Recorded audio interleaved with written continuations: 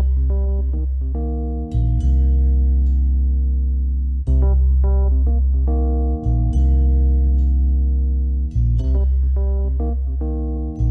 and welcome to another episode of Video Game Logic. Today's show was recorded on March the 6th, 2018. I'm your host, Game Psychologist, and with me, as always, my Caffeine Rage? Yeah, sure, we'll just roll with that. I'm not sure where you're going with that. I had a thing, but it broke down in my head, but it's okay, we'll just keep moving on. Well, On today's what show, else is new? Yeah, on today's show, we will, of course, be discussing the games that we played for the last 2 or 3 weeks. 3 weeks. We're going to be discussing the reliance of modern game devs on modding communities. We will be having our weekly community corner. Timestamps will be in the show notes following their respective topics. Hello, Rage. Hello. How are you? I'm okay.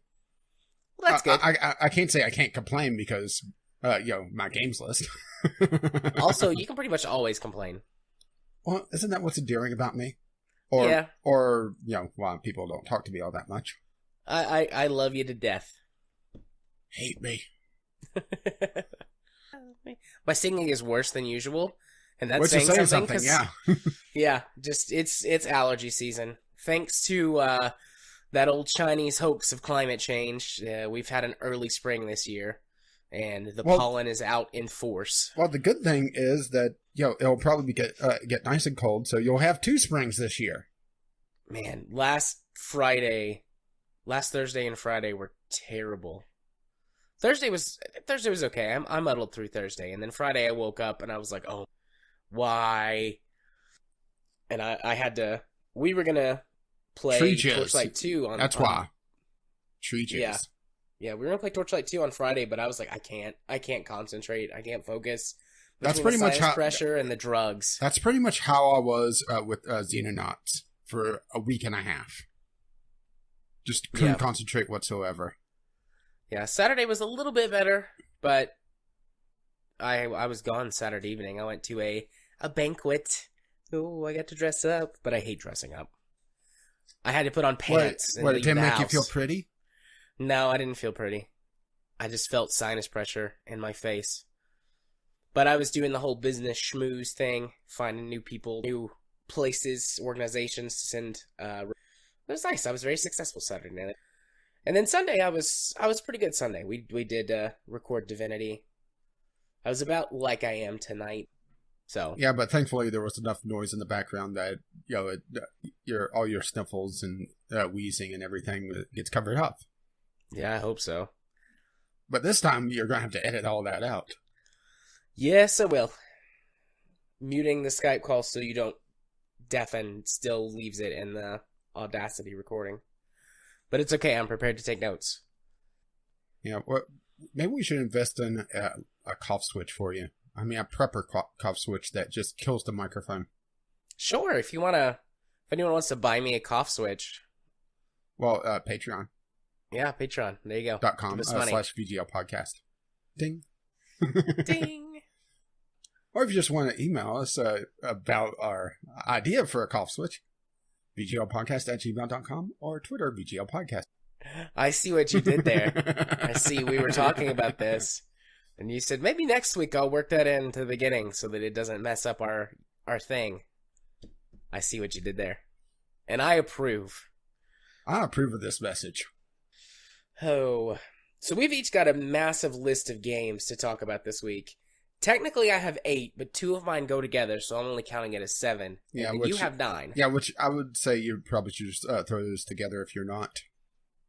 Yeah, I'm going. We're going to do one of those things where we alternate back and forth until I run out of games, and then Rage will have the last 2. I'll have the last word. You will have the last word. Yeah, and some of them actually will be approving. And some of them won't. So let's kick off with my second revisit to Spin Tires Mud Runner.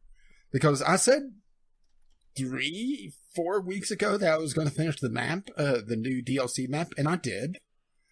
And I have thoughts. Okay. It really depends on how you approach this map. Because if you approach the Valley map like we normally do, It is fucking horrendous.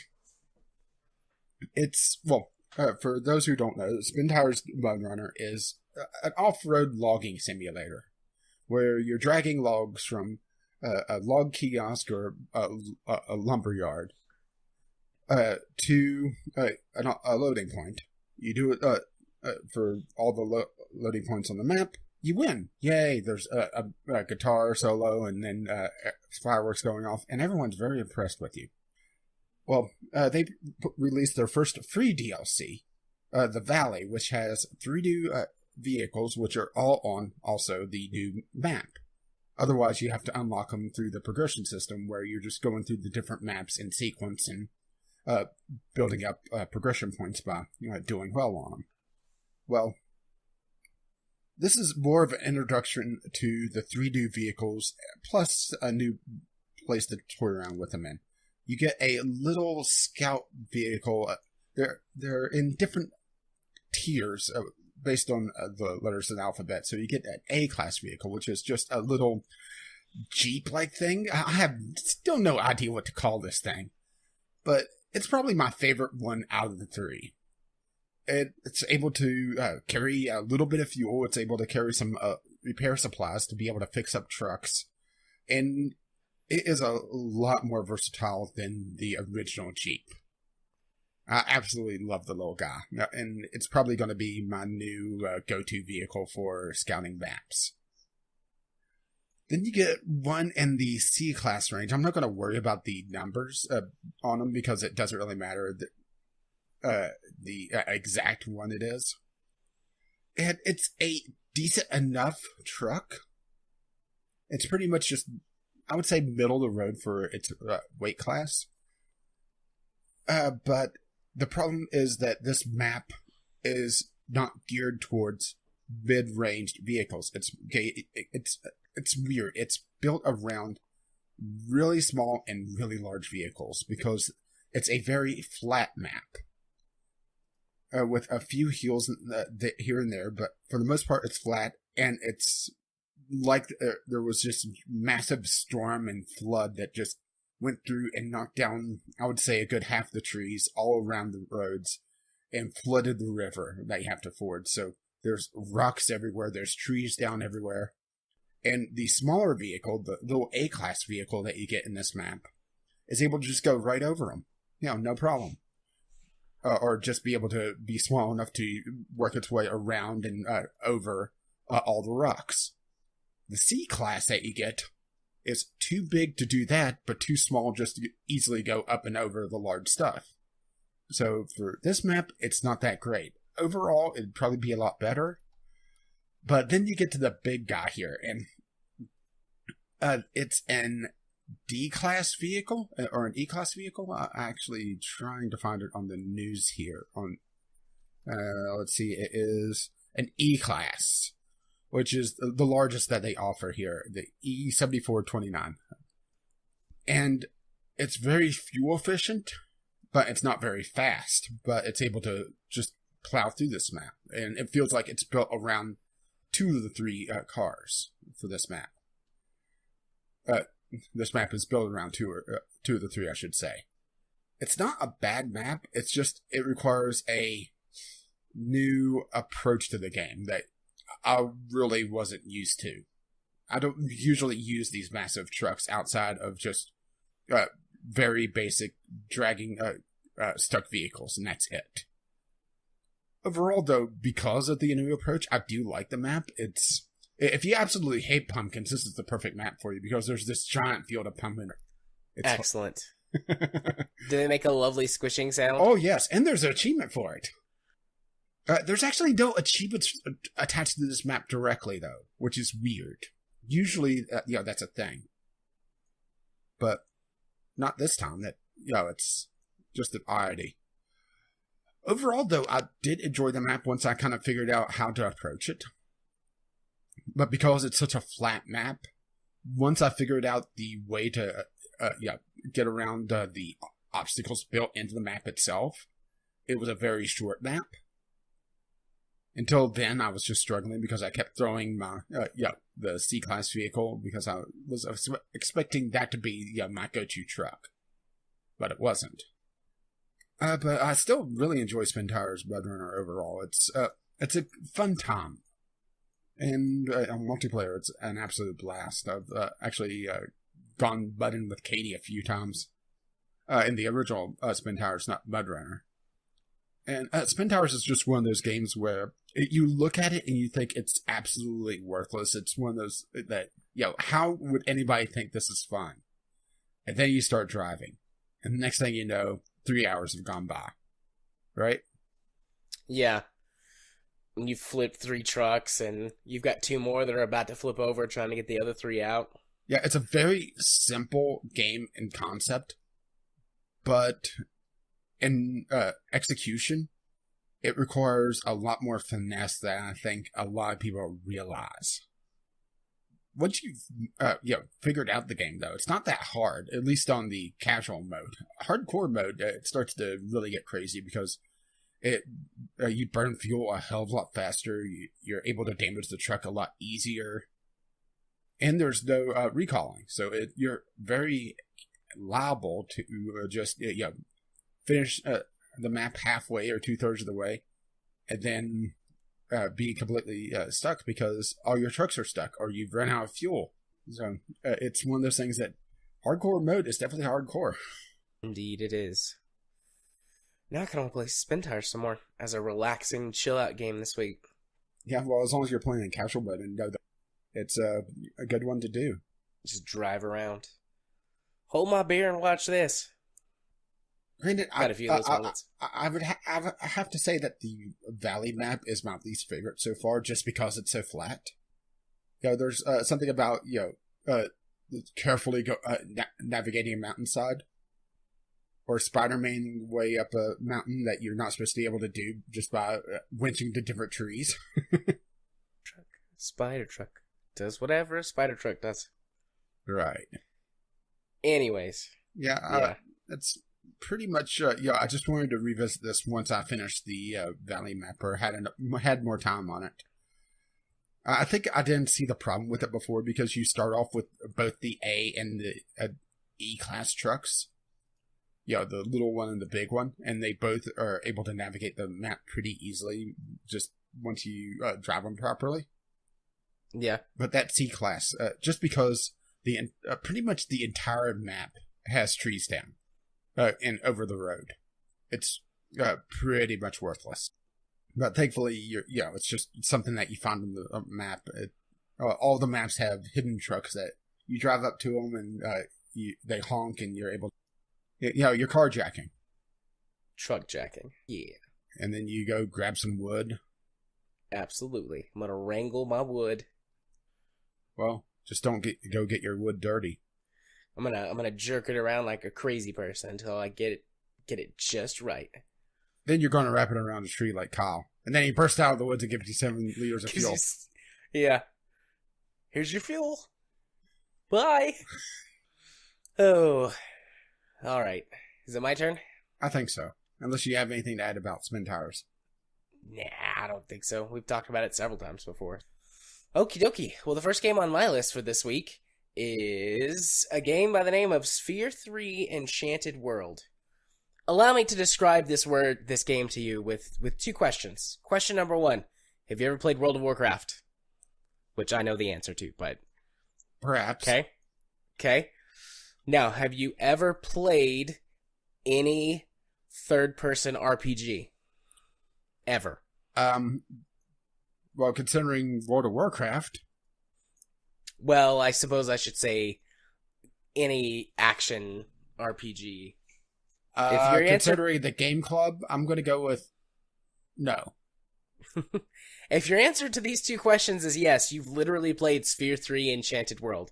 It looks identical to World of Warcraft from about 5 years ago. I took a few screenshots. Well, I'm looking at the screenshots on the Steam store page, and I would say it looks like an in-between step of the original EverQuest and World of Warcraft. Yeah, when you're actually playing the game, it looks much, much more just like World of Warcraft. Like, I zoomed out for a second, and the biggest part where it makes it seem like World of Warcraft is they have literally copied WoW's UI design. Everything. I mean, that's down not to a T. bad thing because their UI isn't terrible for the most part. No, but I opened this game and I was like, this is World of Warcraft, except without the sort of turn-based. I mean, I know World of Warcraft isn't like turn-based, but you do an action and then you do your next action and then you do, and your enemies are doing theirs in time as well. This is an active combat system. But otherwise, yeah, it's just WoW. They've just ripped off WoW.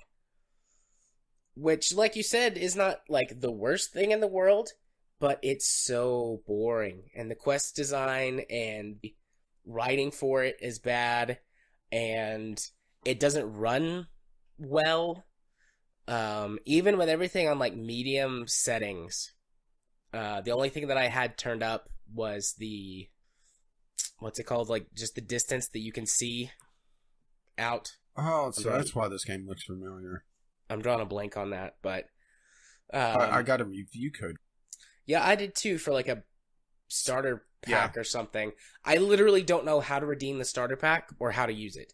Like you launch the game, it drops you straight into the character creator, and you create your character, and it tells you. It told me that I couldn't use my character name. I just typed in a name.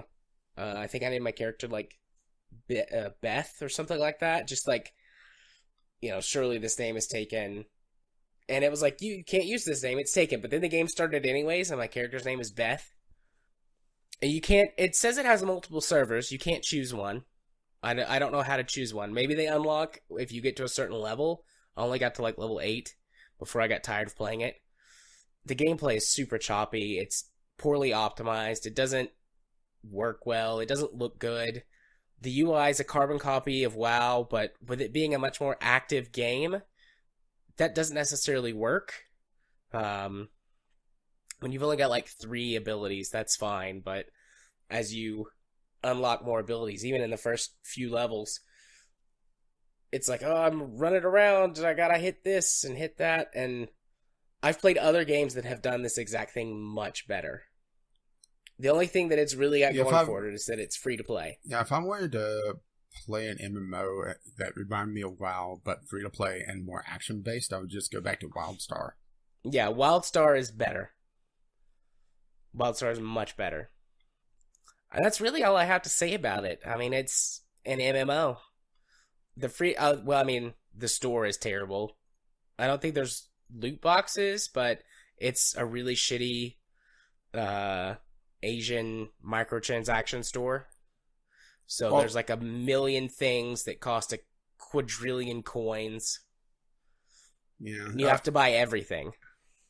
Yeah, and it's one of those things that, because it's an Asian MMO, they're built around grinding and grinding and grinding. If there was any more grinding, you would be a barista. Hi-yo. Or a stripper. Well, I was going to leave that one for you, But yeah, it's not very good. Would not recommend, even as a free-to-play. If you want a free-to-play MMO, there's better ones out there. There's like better, WildStar. Like WildStar, yeah. Or if you want the fantasy MMO setting as opposed to a sci-fi MMO like WildStar, there's better fantasy MMOs too, like Terra. Well, I would more call WildStar science fantasy. Well, yeah. That's fair.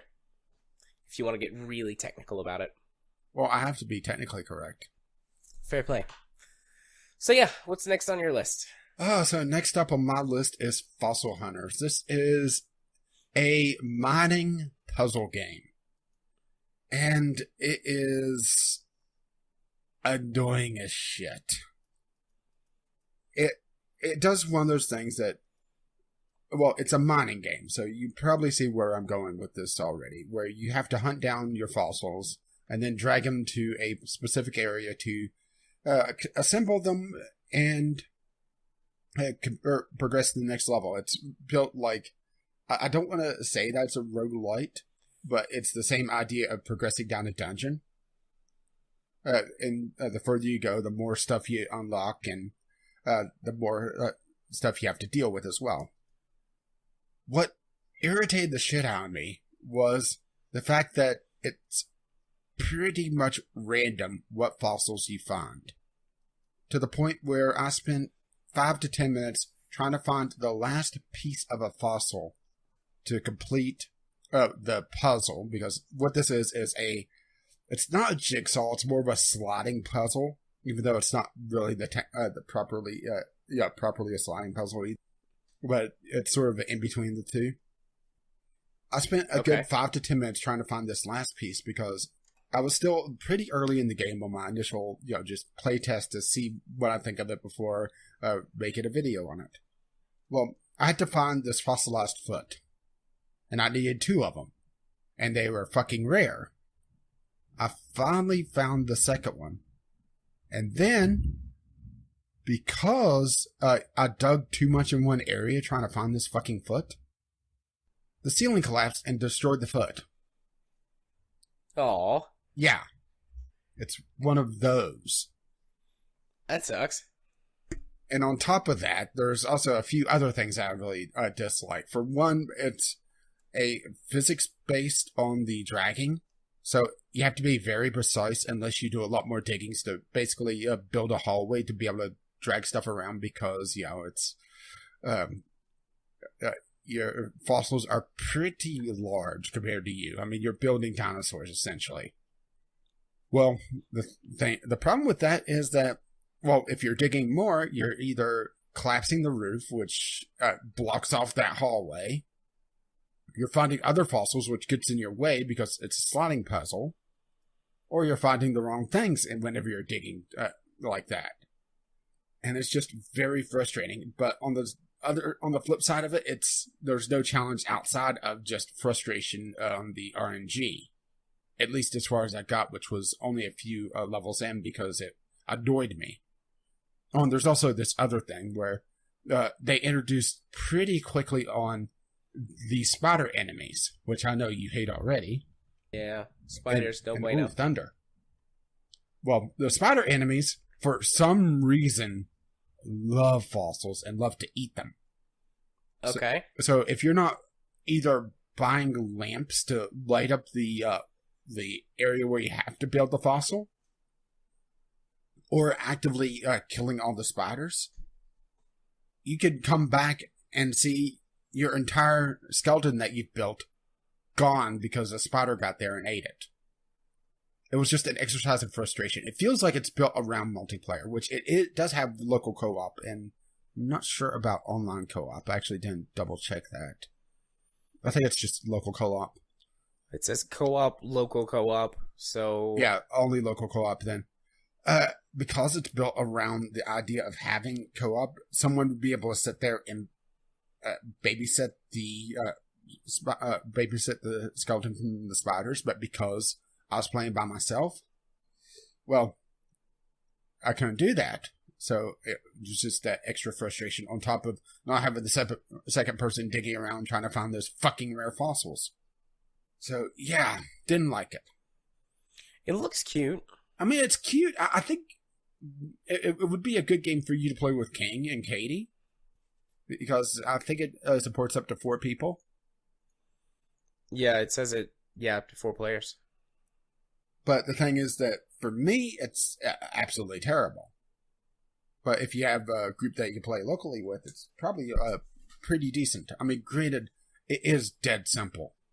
And there's a lot of sitting down and just grinding out the fossils, because eventually you encounter a shop to be able to buy additional equipment from, and you get money by selling your fossils. And also, if you die, you lose all your money. And goody! And there's it introduces pretty quickly on a lot of jumping, jumping over chasms and that sort of thing. So yeah. Okay. I already said I didn't like it. Not sure if you heard that noise. That was the thunder. Oh, damn. I have a hell of a thunderstorm heading. I mean, granted, it looks like it hits me and then it's pretty much gone. So, if you hear this, I likely survived. I mean, even if you die, I'm going to put it up, so... If there's an episode next week, you... Or you just resurrected me. Yeah. I've been practicing the black arts. That's racist. Oh, yeah, racism. Yeah, but not yet. So, my turn? I think so. Speaking of storms. Alrighty. Yeah, let's talk about Bladestorm. Now, if you follow the link, it goes to the Bladestorm Nightmare Steam page, but Bladestorm Nightmare actually has the original Bladestorm and then the Nightmare expansion or DLC. I can't remember how it was that it released on console. But Bladestorm, think of Bladestorm as Dynasty Warriors, but where that you can control squads of troops. So in other words, based on the latest Dynasty Warriors, a better Dynasty Warriors. Yeah, it's a better Dynasty Warriors from 2000 and... When did this game first release? 2007?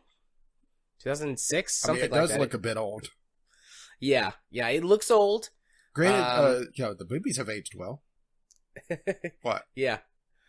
It's locked at 60 frames, so... Well, that's not a problem for me. I have a 60 hertz monitor. Yeah, I mean, I can't play it at glorious 120 or 144 hertz, but 60's fine. That's my bare minimum. So this is... I mean, it really is like silly, over the top, like old Dynasty Warriors. In the original Bladestorm campaign, you're playing as a mercenary leader, mercenary commander during the 100 Years' War. Is it the War of the Roses? One of the big wars between Britain and France in the Middle Ages. And as you're going through, you get to decide which side to fight for as the story progresses. And it really doesn't matter. You kind of have to fight for both sides to actually progress the story. You can choose to stick to one side, but certain missions you'll just not play because sometimes the story mission requires you to fight for the English, and sometimes it requires you to fight for the French. But really, what you're doing is grinding in traditional Japanese game fashion. There are a number of different unit types that are broken down basically into cavalry, swordsmen, archers, and like specialty units. And then there's subclasses within them, and you have skills with each of the subclasses. And in order to unlock the story missions, you grind up the ranks of the subclasses. And once you hit a certain combined rank, so you don't have to get one thing specifically to a level up, it's just a combined level of all of your skills, you'll unlock the next story mission, which you can choose to fight in at any time. And the goal of these missions basically breaks down to hold a defensive point for X number of days, which the battles are broken down into 10-minute days. And you can accomplish certain missions within one day, but as the game progresses on, it usually takes... So defend for a certain number of days, or capture a certain enemy post or number of outposts, or sometimes there's missions that are a combination of both. Once you get a little bit farther into the game, it starts throwing additional bonus objectives that you can do that boil down to essentially protect X unit or special unit or something like that, capture additional cities, ensure that X commander survives the battle, so you stick with them and protect them. Just little things like that to add a little bit of variety. When you start the game, you only have one character, but as you progress and essentially level up your reputation, other mercenaries come to follow you, and you can have additional mercenary captains in your army. And there are some pre-made ones that join you, but also every time that happens, you unlock a new character slot during your playthrough where you can create an additional mercenary captain if you want. And they start with all of their skills at level 1, but they can learn additional things. If you pick one of the pre-made captains, they can only use the skills that they come with. And they'll level those skills up, but you can't branch out. So, I created the most anime-looking character possible, based on all hair colors and hairstyles and things like that. And the armor outfits, I'm basically playing fashion, a fashion game where I murder thousands of soldiers. And do it fabulously. Extremely fabulously. And then my first commander, I made a very tiny anime girl for my main character. And then my first... Does she have huge tits? She does have really big tits. And a thick... with many C's, like it's THICCCCCC booty. but she's like 5 feet tall and has giant, bright neon green hair. It's glorious. And then she's wearing some kind of like wolf, dire wolf fur coat and this gigantic spiked helmet. It's wonderful. And then my first sub commander is like a giant man. He's like as tall as I can make him, like it's almost 7 feet tall, and he follows her around. It's great. I think I've seen this episode of Bleach. But so the original Bladestorm plays through the 100 Years' War, or whatever war it is. I don't remember exactly. And there's a story that unfolds, and there are characters that are basically caricatures of famous people from history, like Joan of Arc, and a couple of kings and princes and things like that. And if you listen to them, I mean, they're very Japanese. And if you listen to them with the Japanese subtitle, or in Japanese with English subtitles, it's fine. But you should definitely play this game in English because of how bad the voice acting is. Like, it's so bad it's good. Like, that level of bad. It's hilarious. How that sometimes they're flat, and then sometimes they're really, really excited and, like, sounding weird. Then on top of that, after you play through Bladestorm, I mean, you could also just start with Bladestorm Nightmare, but I'd recommend starting with Bladestorm just to get a handle on all of the basic combat units.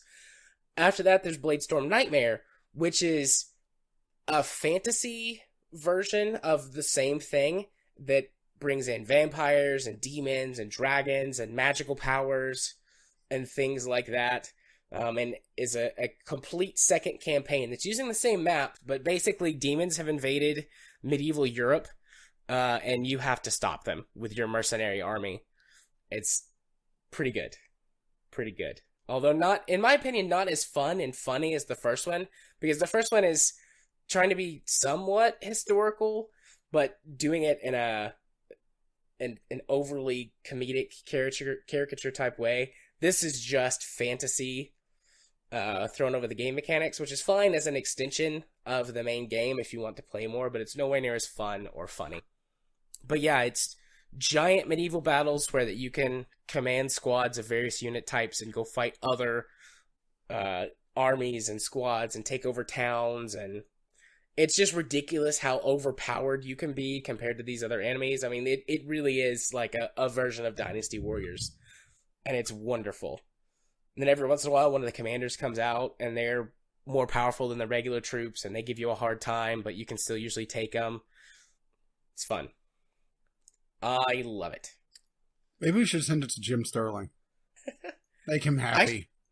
I actually should ask him on Twitter if he's ever heard or played Bladestorm. Because he was so upset with the new Dynasty Warriors. Yeah. Oh, one other thing. It does have some... It does expand things a little bit from just your standard European units. Like, there's special units that you unlock when you hit certain ranks in a specific discipline.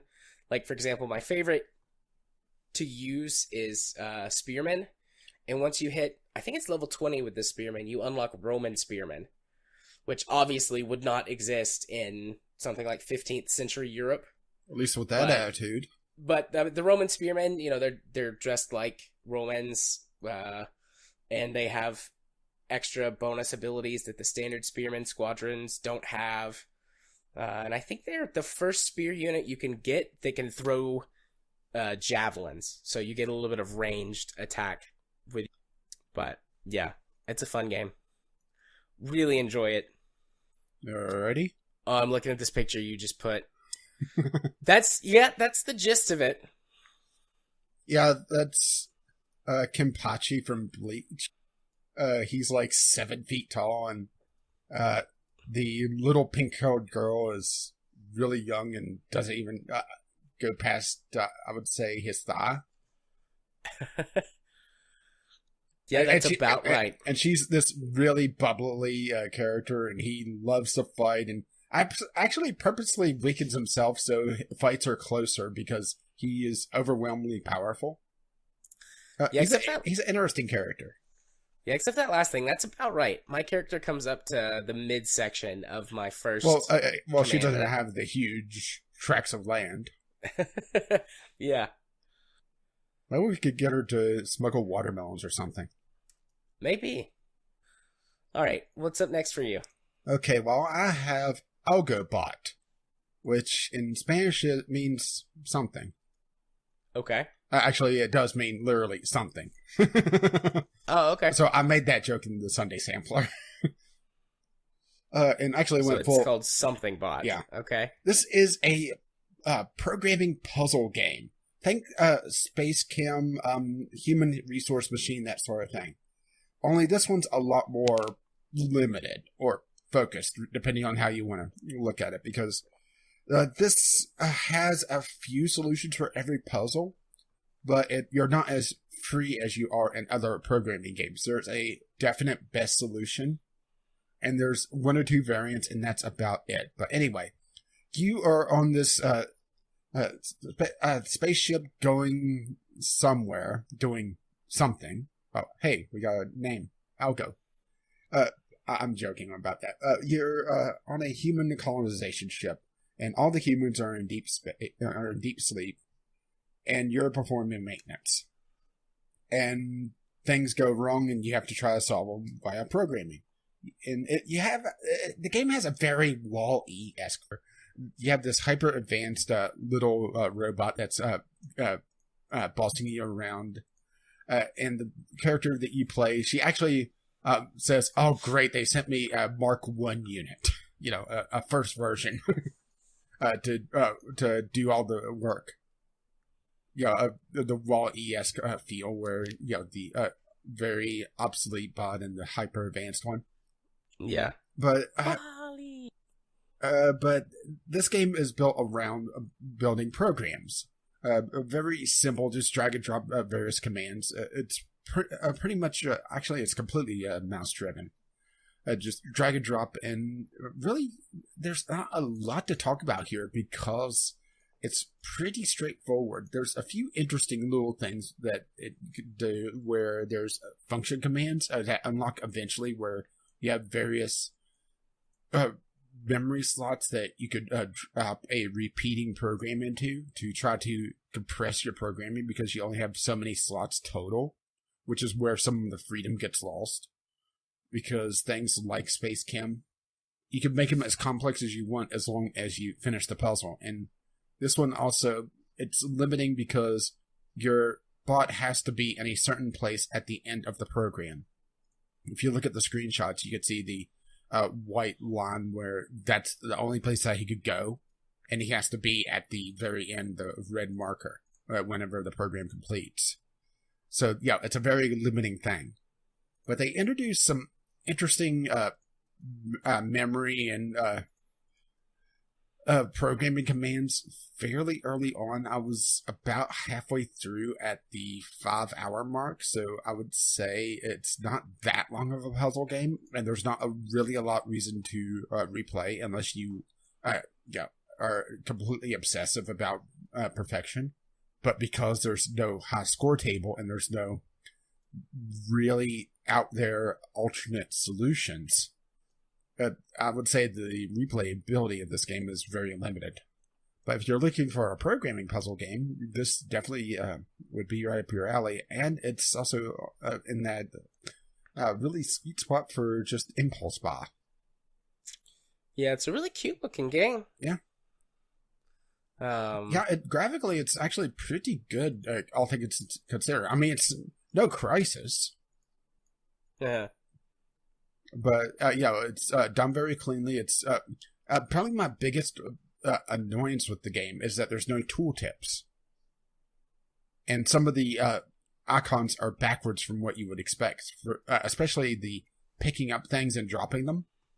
Because eventually you have to, after a set of levels, shit goes down and it damages your supervisor. So you have to get your supervisor pretty much down the conveyor belts and pushing buttons, that sort of thing. But because there's no tooltips, if I go back to it now, it would take me a little bit to really figure out which tooltips are which. It's one of those things that's a minor annoyance. It's a minor nitpick. But there's not a lot that I didn't like about this. But yeah, Algobot isn't a bad thing. It's a cutesy little puzzle game. Well worth a look if you're looking for a puzzle game that doesn't throw, or a programming puzzle game that doesn't throw too many crazy things into you. Because Human Resource Machine is probably the best example I could give of a game like this that gets absolutely crazy, where it does a lot of essentially memory functions that you have to do a rather complex series of commands. But this doesn't seem to have that, at least as far as I got, which was about the halfway point. Interesting. I think I'm going to put this on my wish list. It would be a great sale game for me to buy and have something to play around with at some point. I mean, it's the $10 range. Yeah. Usually my impulse buy is around $5. First time it goes up for a good sale. Yeah, which I don't imagine 50% off being that hard to see. No. And pretty much the only people that have disliked it that I've seen in the reviews are ones that had technical issues, but I don't have any, so I can't really attest to that. Right. Okay, cool. Well, my next game is the games that I'm going to put together as one. Shadowrun Returns and Shadowrun Dragonfall Director's Cut. The Humble Bundle? The last Humble Bundle? I don't know when the next time it's going to change out. But at the bottom tier, it had these two games and a couple others. It's like classic games that have been have spiritual successors, or Classics Reborn or something like that. It's already off, so. Okay. Well, it had both of these Shadowrun games, and if you got one of the top tiers, you got the third most recent release. But I didn't want to spend like $15 to get it and also all those. I'm a big fan of the Shadowrun universe. I've read a couple of the books. The only previous Shadowrun game I've played before is on Xbox and Windows PC back in something like 2006 or 7. It was a first-person shooter, and it was honestly more of just like a Shadowrun-inspired game that kept a lot of the base elements but changed things. And then I've never played the tabletop game, but I'm familiar with some of the tabletop rule books and source material, just because there's a lot of world building and story content in those books. I've read through some of them. In case you don't know, Shadowrun is originally a tabletop game, but it has over the years expanded into novels, video games of various sorts, and then mini expansions. I think the most recent rulebook release was in 2017.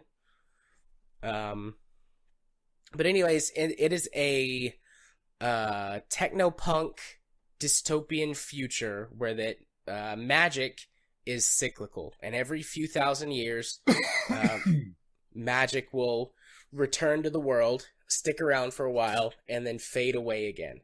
And this is during the late 20th, well, originally it was the late 20th, early 21st century where it took place, but the rulebook has expanded over the years. And I think currently they're in the 2070s, maybe even the 2080s. And there are a number of fantasy races, dwarves, elves, dragons, etc. Anybody can be a magic user. Well, not specifically anybody can. Like, any race can be a magic user, and it just depends on who has enough inherent magic strength to be a mage or a shaman. But there's also cyborgs and people who replace their body with robot parts, or some people actually make themselves cyborgs. There's it's literally called The Matrix, which is this game's version of the internet. Whoa. And it was The Matrix before the Matrix movie. So I don't know if there was any sort of borrowing there from the Wachowskis, but who knows? I've never heard anything about them being influenced by Shadowrun, but it would make sense. Because this game has a lot of that leather and sunglasses look to it that The Matrix does. Who knows? I have no... So it's kinky. It can be very kinky, yes. So Shadowrun, both of these Shadowrun games are isometric, turn-based RPGs that are modern XCOM light. So each character in your team has a set number of action points. It starts at 2, And as you progress through the game and level your character up, you can get up to 4 action points based on how you spend your skills. And this game is super RPG heavy. There are certain builds that are best paired with a certain race or sort of class that you start as, but you can spec in anything you want. If you want a troll that's a mage, which is something that they're poorly suited to, but the game allows you to do it. I played an elf because the elves have the most charisma. And one thing that these games do really well, both of them, is that it allows you to find many alternate solutions to the current problem. You can pretty much always shoot your way out, but you can also talk your way out. You can sneak past certain objectives. If you have the right amount of charisma or intelligence, you can find alternate solutions by like hacking into a computer or doing a little social engineering to get your way past a problem. So there's a decent amount of freedom in how you solve things. I mean, ultimately, the final battle for both games turns into a shootout. But otherwise, all the way through, you have a lot of ways with or a lot of choices for how to solve your problems. Both games play exactly the same, this turn-based battle system. What really differentiates Dragonfall from Returns is they just tweaked the engine. Dragonfall has got a much better UI. Things are easier to understand. It's organized more properly, easier to navigate. And it has a very slight difference to the graphics. Things look a little more 3D. They didn't change the engine, so they must have just done something with the way that it looks or the art assets, but Shadowrun Returns it does look old, but it looks a lot more like older isometric style games, whereas Dragonfall, yeah, Shadowrun Returns is more Xenonauts, whereas Shadowrun Dragonfall is more, I guess, modern XCOM looks, but not quite. I didn't like these games in playing them. I love the stories. The writing is excellent. And this really hits on a lot of my style for the types of things that I like, sci-fi and magic. So, I mean, science fantasy. The aesthetics are really good. Like I said, the writing is great. I love how it gives you a lot of choices with how to handle things. And Dragonfall much more so. Shadowrun Returns is incredibly linear. Go here, do X thing, go back to your base. Talk to this person, get your next mission. Go here, do the thing, go back to your base. Like, that's how Shadowrun Returns plays out. Shadowrun Dragonfall uses a more sort of hub and spoke type system for places that you go to and quests that you complete. And there are certain missions that send you off to a place, but you've got a much larger hub world to explore. There's more characters to interact with, different places you can go in between missions. And it's got that sort of Mass Effect. If you spend time talking to your teammates, you can unlock new missions and special missions for them, which will give them new abilities and powers thing that goes into it. So there's that as well. Both have their strengths and weaknesses. I wouldn't say that the story of one is any better or worse than the other one. They're just different in the scope that they're tackling. Shadowrun Returns feels very much like a detective story for most of the game, whereas Shadowrun Dragonfall feels much more grand sort of RPG. Think Dragon Age or Mass Effect, something like that. Like, the stakes are higher from the very beginning. So less focused in that respect, but by no means worse, just different. I think I actually preferred Shadowrun Returns for the linear story, just the way that it felt out. I mean, it really does feel like the first third to half of the game feels very noir inspired. And I won't say anything to spoil it. I know that you were wanting to play it, and listeners out there, you may also want to play it, so I won't spoil it. And eventually the story does take a turn, and things aren't what they seem and all of that jazz, but I think I liked that better. So you were good the entire time? Sure. Yes. But it took me about 15 hours to play through Returns. It took me about 30 hours to play through Dragonfall. So I think I liked Returns better just for the linear story, and it was shorter. It was easier to digest. But like I was saying a couple minutes ago, I didn't really like playing the games. The combat system is too light for me to really enjoy the strategy of it. It's got very basic cover mechanics, a very basic aiming system. There are some interesting things you can do with magic and sort of, I guess, tech powers like drone control. But that doesn't really come into play until the late game when you've invested heavily into those skills and can have multiple options with how to play them. Uh, so yeah, the combat was, in my opinion, really weak. I didn't like. Yeah, I mean, I'm not a big fan of isometric games, especially when you can't rotate the camera. You can't rotate the camera, so it suffers from, oh, this is completely blocking my view, and I'm trying to move to this area where my view is blocked, and oh, I misclicked. Well, shit. There goes one of my action points. So I just didn't like that. If the camera could rotate, I would have liked that a lot better. So from a gameplay perspective, I I don't think they're bad. Just in general, isometric games still aren't really my cup of tea when they're very, I would say, traditional. And I thought that the combat system was too simple. I mean, it might be perfect for someone who doesn't play as many strategy games as I do, turn-based, tactics or combat games or, sort of that wider genre. So someone who's not as familiar with it might really appreciate it and enjoy it, but I found it too basic. I played through Shadowrun Returns exactly the way you're, supposed to. I didn't cheat. But for Shadowrun Dragonfall, you can't import a character from Shadowrun Returns, and I didn't want to start from scratch. So I just went into the console commands and gave myself a ton of starting experience so that I could level up a whole bunch and basically be where I was at the end of Shadowrun Returns. And the first bit of the game when I did that was super easy, but I'm not sure how a character who's playing through normally is supposed to beat some of those missions in sort of the mid game before you've really gotten into your stride as a character with most of their abilities. Because, Jesus, some of them were tough. And if I hadn't been able to essentially bypass a lot of the difficult bits just because my skills were higher than they should have been, I probably would have lost a lot in Dragonfall. But I just didn't want to start with a new character again. The story was still excellent. I still enjoyed the story. I mean, I played them both straight through over the course of a long weekend. I think my kid went to my parents' house or something, so I had a lot of time when I wasn't have to watch him or do anything around the house. So excellent story, gameplay in my personal opinion, a little bit lacking, but it's not because it's bad, it's just because it's not for me.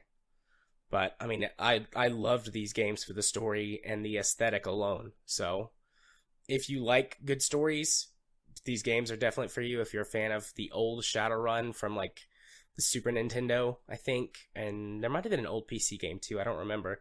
But if you like those older Shadowrun games, you'll definitely like this. Some of the characters from the original games make an appearance in Shadowrun Returns.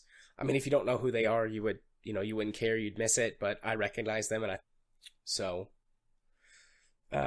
yeah, they're really good games, really good stories, and I think most people would probably more than me. It's just I'm the I guess wrong sort of person.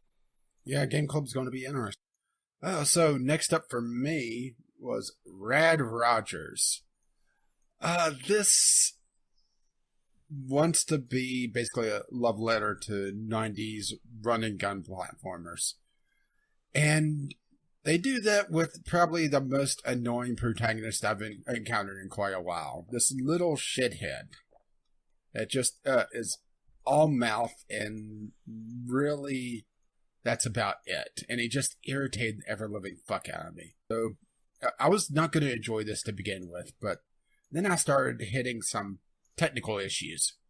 Let's put it this way. This game is a lot more demanding than it has any right to be. To the point where tabbing in and out in borderless window mode, I was having some issues. Which says something, huh? Yeah. Usually borderless window mode is where you can tab to avoid problems. I mean, I tried borderless window, I tried everything, but... so, Rad Rogers, it's, like I said, it's a run and gun platformer. love letter to the 90s, over the top, foul mouth, a sort of Conker's Bad Fur Day-esque in that. Only, probably my biggest problem with the game, well, I have two major problems with the game outside of technical issues. One is that it's very visually busy. I mean, you just look at some of the screenshots and see just how fucking busy it is. Like, the screenshot with all the purple and the buzzsaws. Yep. That is very hard to pick out in motion.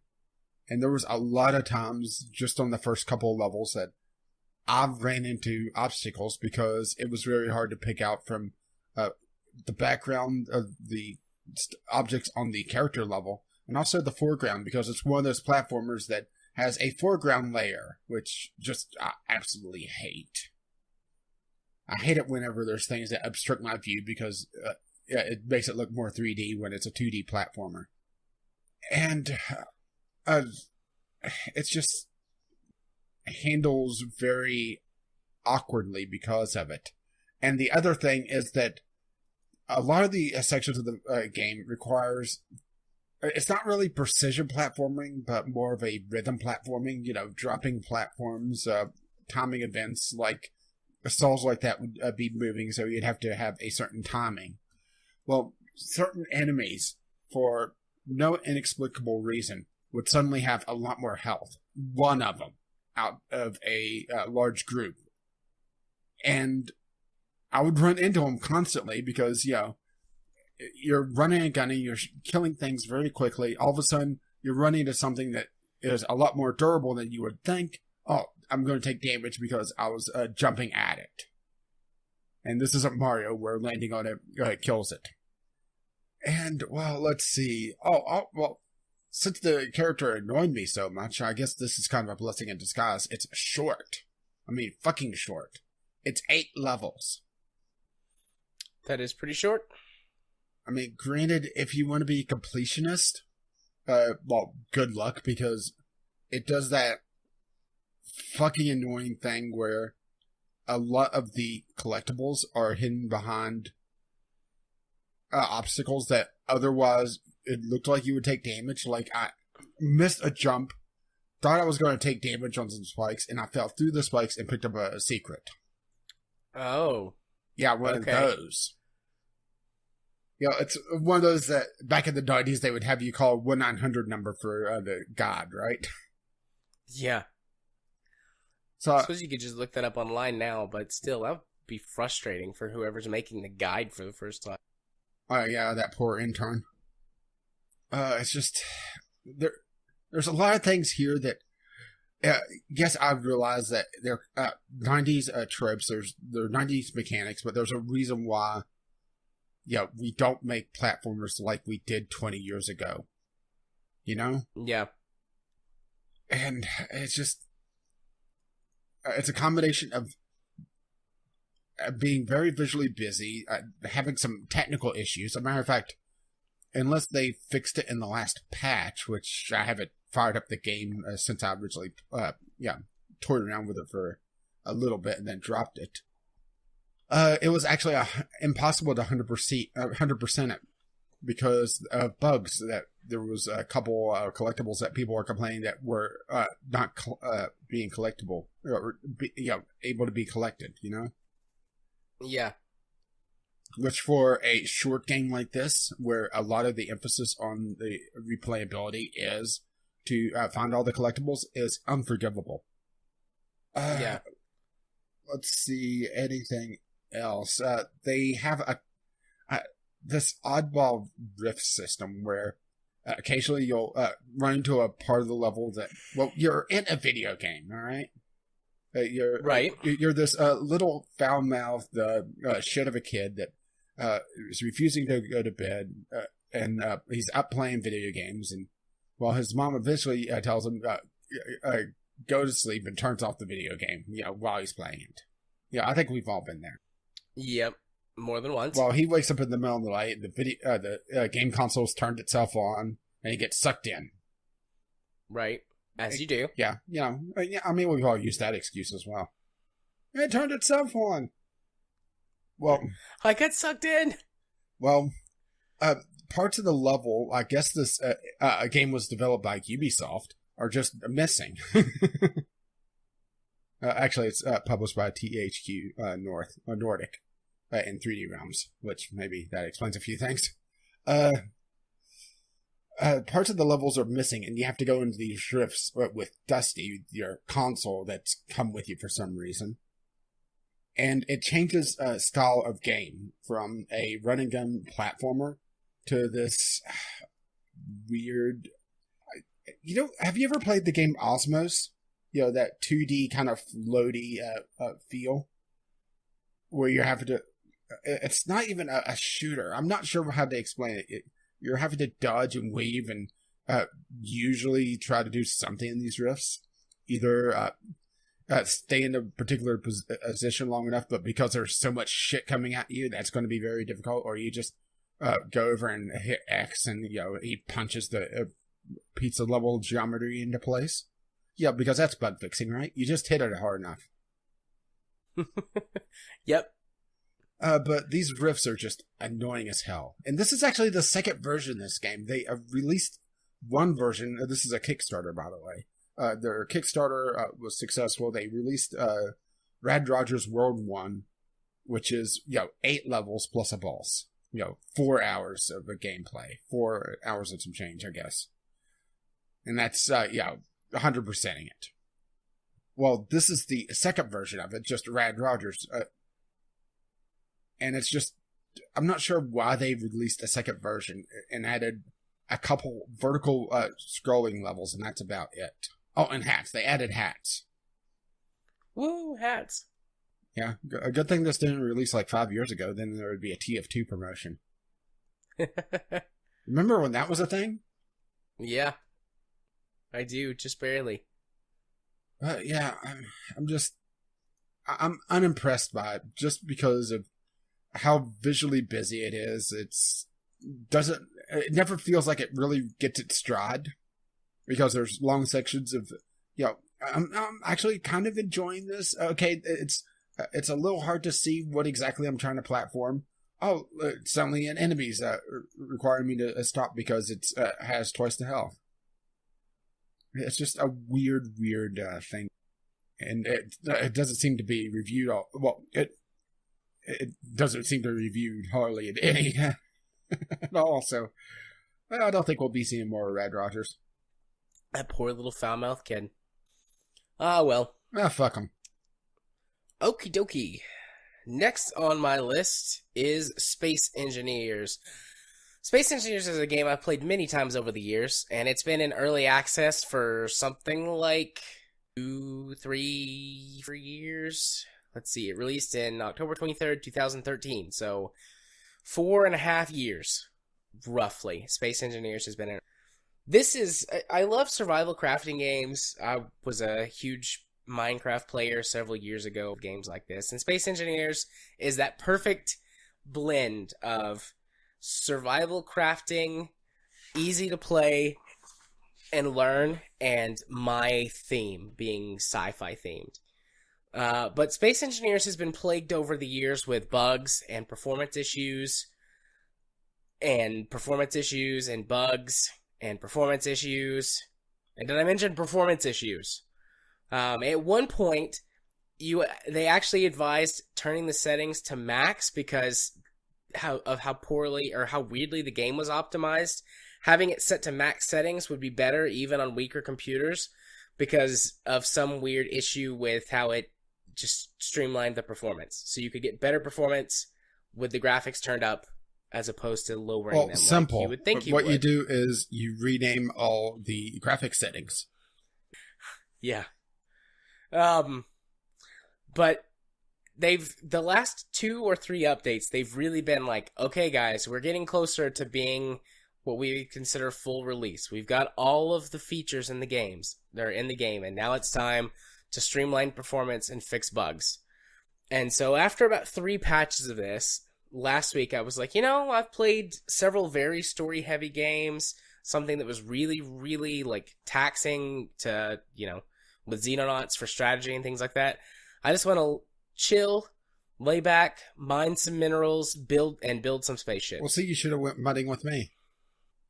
Maybe. But Space Engineers seems to have fixed many of its problems, especially on the performance end.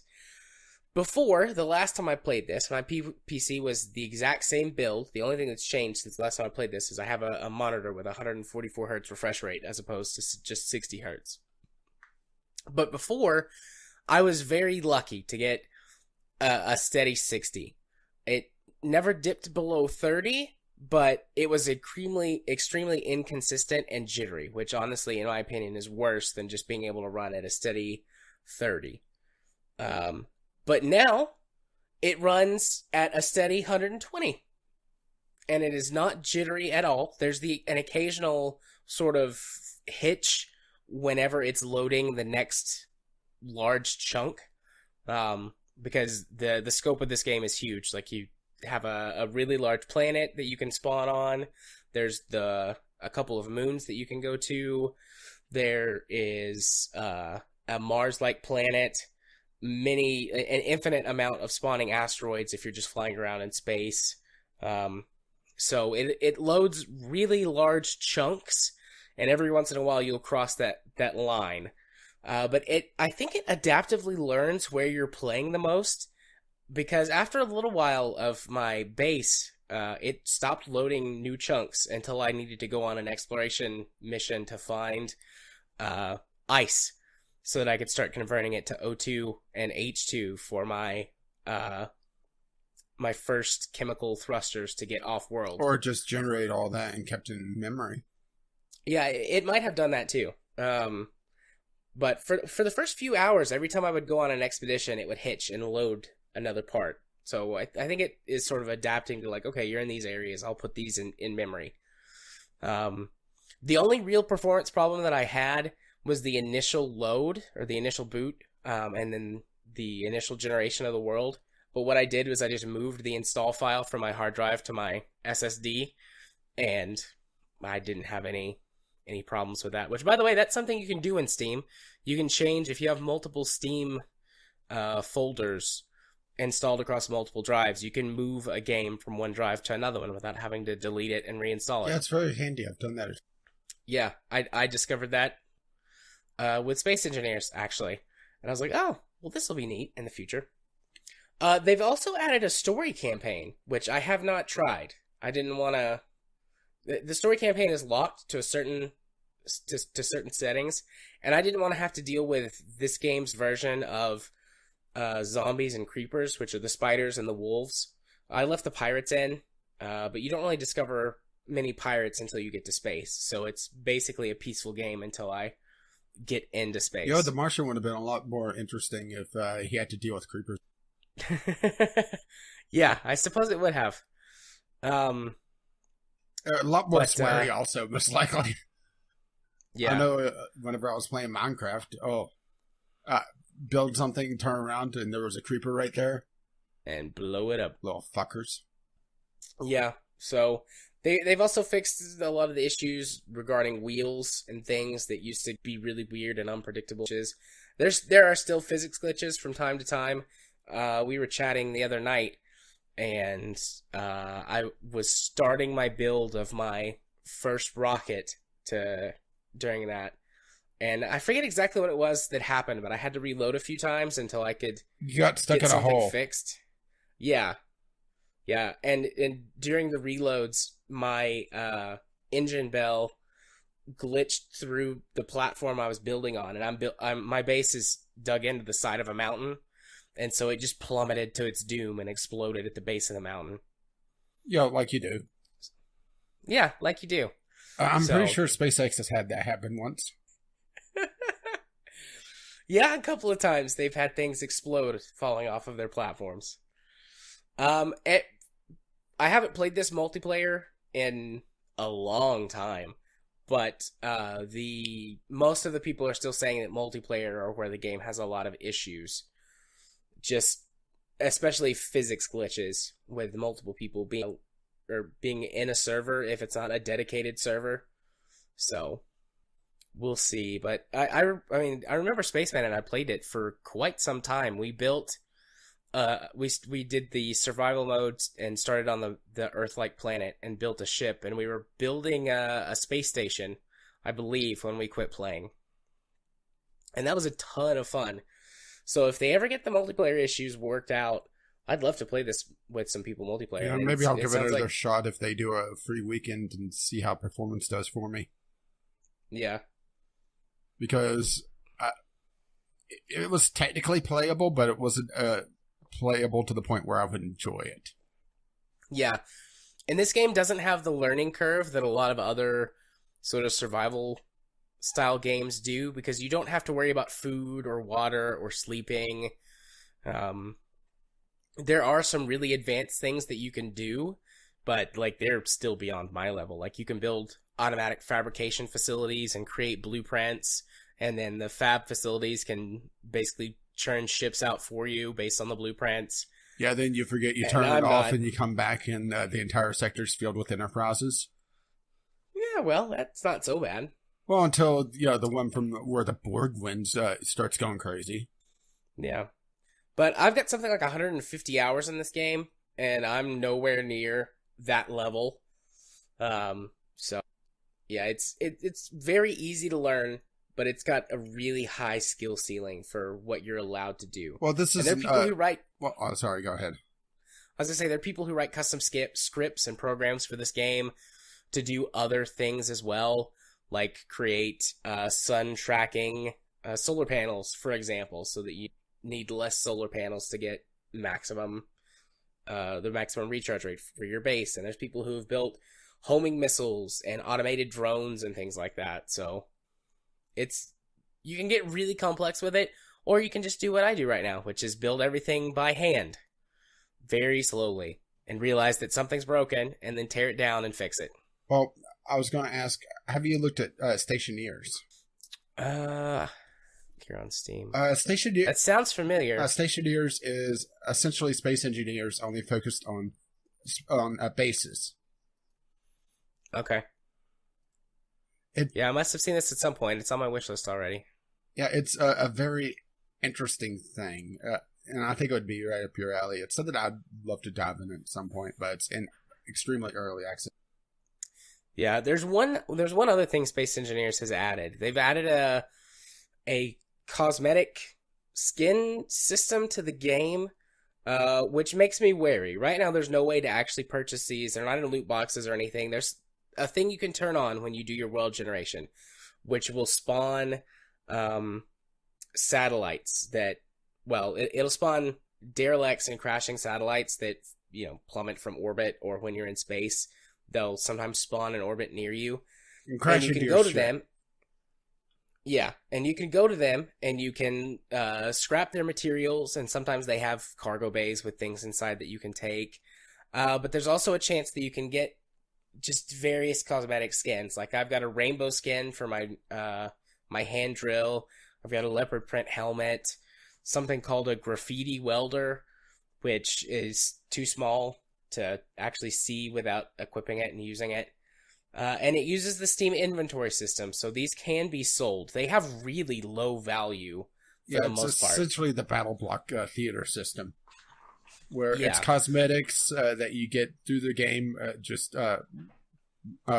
randomly, because Battle Block theater is literally a gotcha machine, You get so many, well, in this case, yarns because of cats, and you get a random character head. Yeah. And it goes into your Steam inventory, and they're worth pretty much, well, they're hardly worth the ones and zeros they're printed on. Yeah. They've said that you can't get duplicates unless you sell an item, in which case then it's no longer in your inventory, so there's a chance that it'll spawn again. Most of them only sell for 3 cents, which is the minimum where someone actually makes a penny off of the item. But, I mean, you can just go and you can go into the the console command menu and spawn those satellites until basically you get everything. So, it seems like it's just a properly implemented sort of random loot drop system, which I'm perfectly fine with. But with everything that has been going on for the last couple of years in terms of industry trends, it makes me leery. But at least with how it's implemented currently, I have no issue with it. It's just occasionally, oh look, I'll go see if there's a skin inside the cargo container. Well, it does encourage you to go do that because, you have a chance of getting a cosmetic. And pretty things do drive people. Honestly, the best thing that I like from it is, particularly when the satellites spawn, they have small nuclear reactors powering them. So it's an unlimited source of free reactor parts, which are some of the most expensive or resource expensive parts to produce in the game. And also you get a small amount of uranium. And uranium takes the longest amount to go through your refinery. And it's not a lot, but it's enough uranium usually to power a small ship for a mission or two. And especially in the early game, that goes a long way. Yeah, pretty much no reason to turn that option off, huh? No, unless you just find it annoying. It happens usually about twice an hour. You'll get a little notification chirp, and then you'll get a GPS coordinate tracking it, where it's falling out of the sky, at least on planets. I haven't encountered any in space yet. I've done one test flight to make sure that my ship worked properly to go up to space and come back. And I didn't see any during that time. Yeah, I'm just looking around. There are a few of these that are more expensive. Granted, those are likely limited items because there's a few that's in the $10 range plus. Wow. Yeah, I haven't checked. All the ones that I have are like 3 cents. I have the most expensive thing is the Pharaoh Grinder, which is $36. Okay. Then that must be either limited or just it's rare. Rated. It has an orange rarity to it, so I'm assuming that's extremely rare if it's in the crates at all. Yeah, it follows the standard WoW loot system: white, green. But also, I'm looking at the market, and people just aren't buying these. Yeah, I mean, there's no reason to, because you can just find them all over. Yeah, let's see. There's a frozen suit, which looks like your suit just is covered in ice. Yeah, like you do. Yeah. And it's in the $10 range, and it's a purple. The only ones that I've seen really sell are it's called the veteran suit, which you only can get if you purchase the game before a certain point. It's like 2015 or maybe sometime in 2016. So I have the veteran suit, but I mean, it's basically the standard suit, but it's like all tattered and worn down because it's like old. Like you. Yeah, like me. So Space Engineers seems to be mostly working, and that makes me happy. I just found the leopard helmet, and because of the light on the side, it looks like it has cat ears. Yeah, I think the leopard helmet and the rainbow drill are my two favorite so far. And 2 were sold today for 3 cents each. So, yeah. There you go. Okay, so my turn? Yep, your turn. So, my next game up is Earthworms. This is a point-and-click adventure game where you're a psychic detective. And, well, it has an interesting art style, so it has that going for it.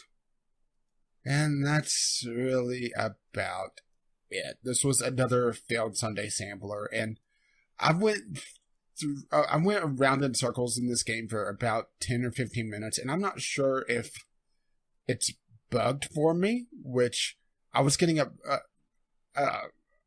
events happening over and over again. It wouldn't mark off a flag, an event flag that I've already done it, so he would be able to pick up the same thing over and over again and make the same comments.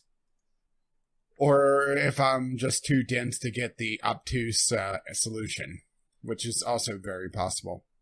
But this game, it just reeks of quality because the ham on the counter and the third screen that you that you go through was named a han. It had a typo. Nice. Yeah, that just screams that, this is going to go well, huh? But it started to get really weird really quickly. So I had a feeling that I wasn't going to enjoy it anyway. I mean, I'm not talking about, kind of spooky, creepy. I mean, just full out Cthulhu-esque. You go into this diner and distract the waitress to be able to find a secret room, and for some reason there's a body in a casket down there and it has tentacles growing all over it. Yeah, like you do. Indeed, like I do. And then you leave the diner and there's a pig head from the bar, from inside the bar, now outside with go away written in blood. The detective doesn't even comment on it. It's like, yeah, well, must be Thursday.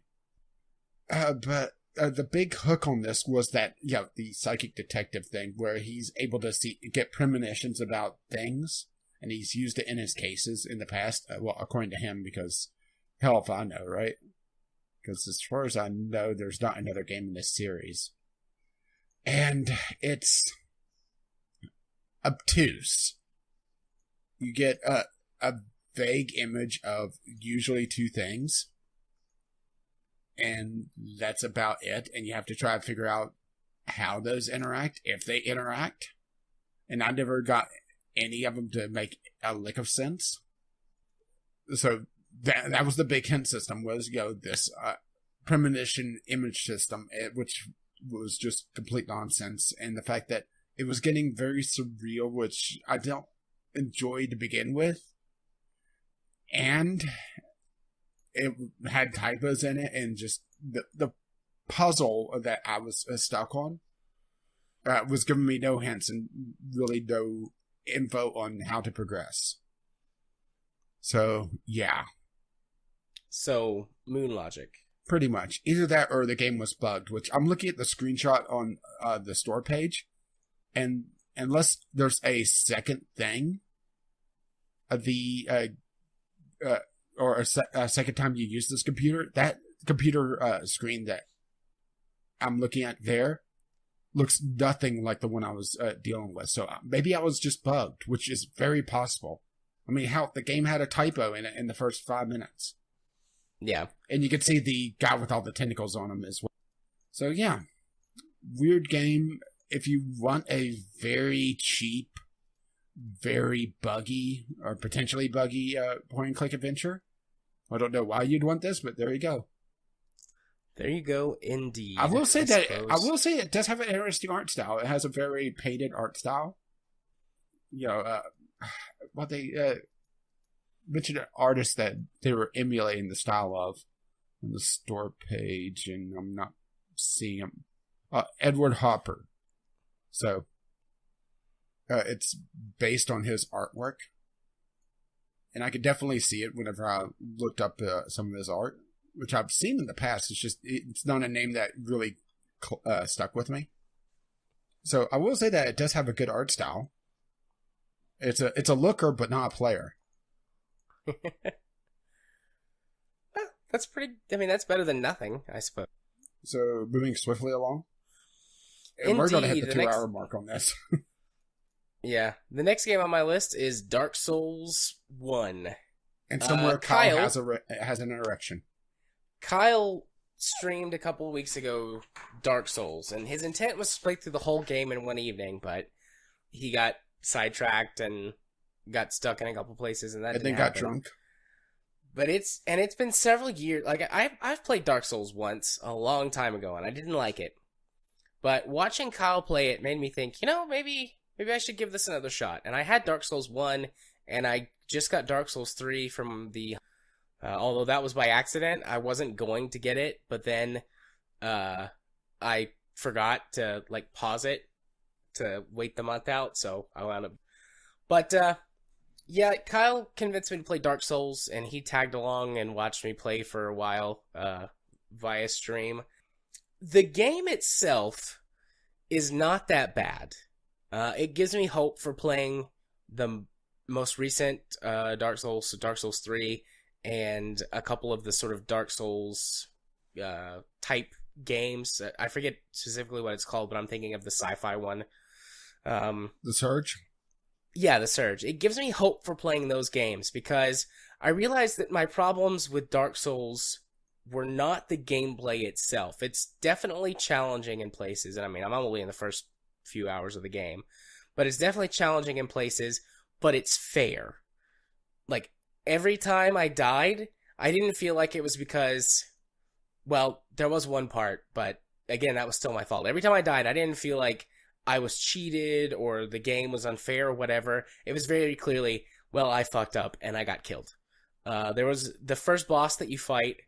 There's a platform that you walk out on, and it's during the tutorial section, and it tells you if you do an attack while you're falling, it's a plunging attack and it does bonus damage. And I stood there on the platform for a second, and the boss looked up at me, and I was like, oh, that's interesting. He looks at me. I wonder if he's just gonna, like, wait here for the tutorial to, and, like, before I could finish my thought, he smashes the platform with his giant hammer, and I fall down, and he stomps me to death immediately. I was like, okay, cool. The definition of curb stomp. Yeah. And then there was one point later where that I was ganged up on by a group of enemies that I didn't see, but it was after I had made a mistake and died, and I was just running back to collect my souls, which souls are basically experience points that you get from killing enemies. And if you die, you drop all of your souls where you were, and you can go back and pick them up to recover them. And I was just running straight back to get them, and I forgot that there was a group of enemies that I had fought through, and I ran past them, and they followed me up and killed me right where I had died before. So I was like, where the fuck did those guys come from? And then I went, oh, wait, I killed them the first time, and I just sprinted past them the second time, and they chased me up the stairs. Okay, good to know. So, like I said, every time I died, I didn't feel like I was... You know, I felt like it was my fault. I had done something wrong, and I just needed to learn and do better. So, gameplay-wise, and aesthetic-wise, and from what I know lore-wise, Dark Souls is something that has definitely piqued my interest that I'm considering playing through. But on the technical side, specifically for Dark Souls 1, I have heard that future Dark Souls games, particularly the third one, have done away with these issues.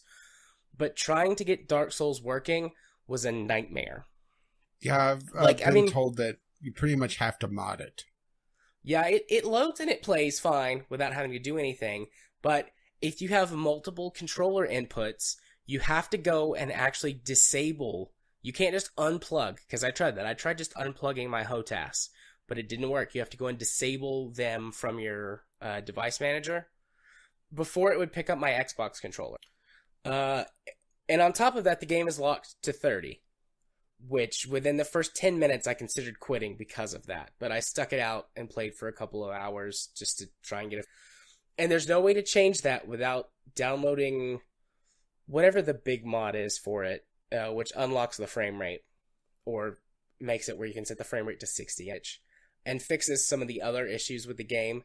But yeah, it was rough. It was terrible trying to play that at 30. I was starting to get a headache by the end. Despite it being at 30, though, the controls were surprisingly responsive. It didn't feel like there was... Didn't Dark Souls also have a thing on one of the later games where the PC version was taking double durability damage because it was tied to the frame rate? I don't know. I wouldn't be surprised. Go ahead and keep talking. I'm going to look this up.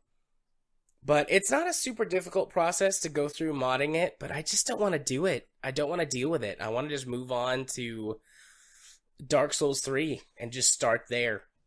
Yes, it was Dark Souls 2. It had a durability bug where the durability was tied to the frame rate and the weapon physically hitting things. And because the weapon art or the weapon animation would play twice as many frames on 60 FPS versus 30, because, twice the frames, it dealt twice the durability damage. Yeah. Well, then I assume there's a patch or a mod to fix that, but... Yeah. Yeah, I mean, I'm interested in Dark Souls. I want to play Dark Souls. And even though it's only, like, probably 20 to 30 minutes to go through and make sure the mod's set up and working properly. It's just that, it's that time, I just don't want to put that effort in. I would just rather move on, because I have Dark Souls 3. I'd just rather move on to Dark Souls 3 and start there. I will say that the Surge looks very interesting. Yeah. I'm just going to wait until all the DLC is out for it because they're doing some sort of theme park DLC or they release it. I'll just pick it up. Oh shit, it's 60% off. Oh no. What?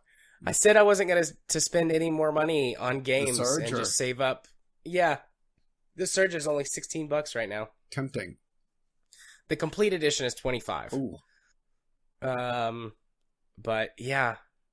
Yeah, I was surprised that I liked Dark Souls, honestly, because I had, like I said, played it before and I hated it. And I don't know why I hated it. I don't know if it's because at the time, Well, I've never all those actually years sat down ago, and played it. It's just, I had a friend that went absolutely nuts on Dark Souls and would talk about it obsessively to the point where I didn't want to even bother loading it up.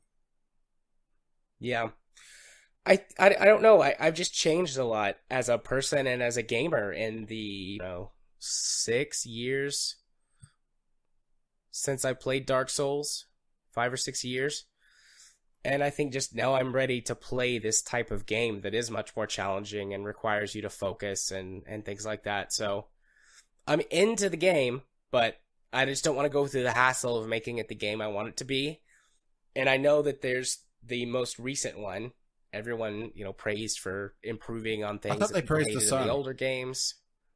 Well, they do that too, but I think I might just skip to Dark Souls 3. I'm very sorry, Kyle. I know you were excited to do some co-op, but yeah, I think I'm just gonna skip to 3, and then I might buy the Surge and play that too. I don't know. I said I wasn't gonna spend any more money on games for a while and save up for that trip to your wedding, Kyle, but yeah, games, man, they're just calling to me. I think you're going to understand. Yeah, I think you'll understand. No, his wedding is several months away. I've been $16 on the Surge, but yeah, I like the concept. I like the game. I like the aesthetic. I like the lore. I hate how technically broken Dark Souls 1 is, and I don't want to go through the effort to fix it because I'm lazy. I'm fucking lazy, guys. So, Oh, don't worry, we know. Yeah, I think I'm just gonna skip to Dark Souls 3. It's like the Dark Brotherhood, we know. Indeed. Anyways, what's next on your list? Well, you had a very slow and clunky game. I have a very fast and clunky game. I have Meanders. This is a first-person platformer, so I think we see the problem already, don't we? Yeah. Oh, this is a first-person puzzle platformer, where actually I don't really know what's going on in this outside of you have to hit switches and dunk balls and put cubes in places, and it's one of those games that it's built around the possibility of speedrunning, but I don't spend enough time with the game to be able to get that fluidity. And if you don't know where things are in this game, it's very annoying. I actually went through a fair amount of this game, to be perfectly it has a lot of very short levels.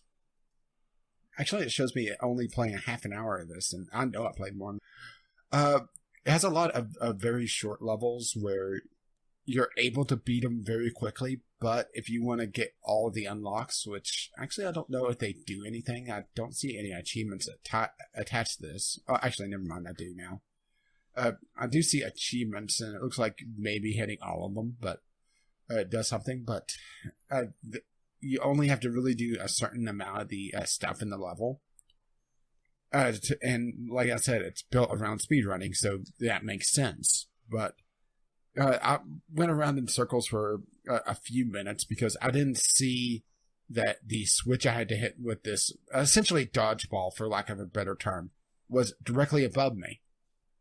And you don't look up in video games ever, you know? Just like in real life, you don't look up. Yeah, pretty much. Unless you're watching Star Hustler. Then you always have to keep looking up. Or did you ever see that PBS show? I did not. It was about astronomy. We'll talk about the events of the night sky. I have a question. What game mode is No Meanders Sky? It essentially adds a jetpack. Ah.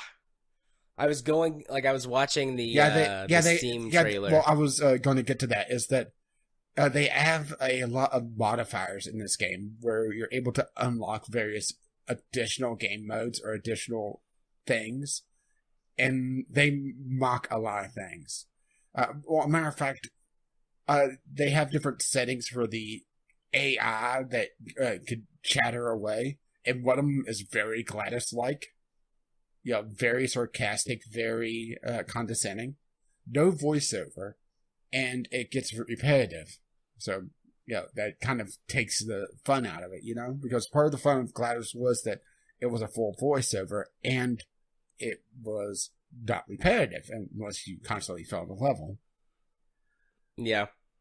But I could see someone enjoying this, especially if they enjoy speedrunning.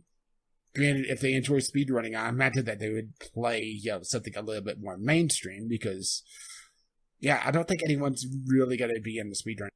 It's not bad, though. It's just, it has some weird things because it's built around speedrunning instead of normal platforming. And the fact that it's a first-person platformer is also irritating.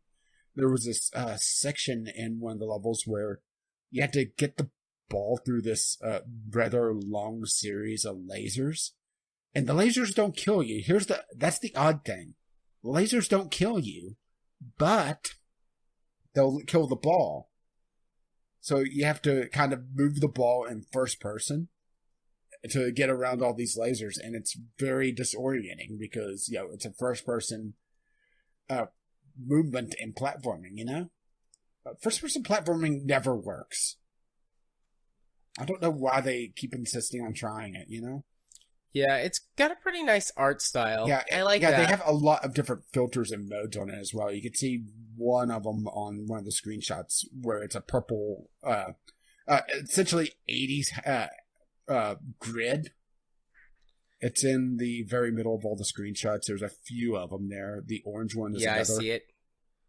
I see it. It feels very, Tron-esque. Tron-esque 80s where it's all vectors and the grid. They have several of those that unlock. There's a lot of unlockables. There's a lot of different modes. So, if you want something that's dirt cheap, that, you can learn to speedrun and, be the best in the world in it because you're the only one playing this fucking game. Well, there you go. I'm the best out of one person. I'm also the worst. I'm the best and the worst at speedrunning in this game. If you're not first, you're last. Second place winner is the first place loser. Actually, that reminded me. I saw a thing about Dark Souls speedrunning recently. I think it was Dark Souls that one person holds literally every category's record. Good for that dude. That guy's played way too much. Speedrunning both fascinates and horrifies me because it requires a lot of practice and a lot of understanding how the game works behind the scenes.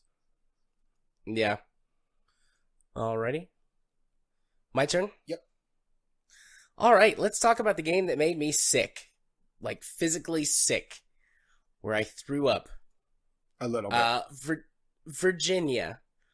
Virginia is a walking simulator game that is genuinely trying to emulate an episode of, at least in its style, an episode of a Law and Order or something like that, with the way that you observe a lot of things happening in the story as opposed to partaking in them, and the way that the camera movement is, and the way that it cuts between scenes. And on paper, that sounds like a really good idea, and there might be a way to make it work. But Virginia is not that. No, Virginia is a vomit comet. There are quite a few people, like, it's not a rare reaction I discovered within, 5 minutes of Googling about the game, that it makes people sick. There's a combination of things that do that, and I'll talk about the story in a little bit. I didn't finish. The game's only, 90 minutes long. 2 hours if you really explore all of the environments and find the various collectibles. Yeah, but why would you? Yeah. It makes people sick through a combination of things. Number one, it's got an artificial, exaggerated head bob as you walk.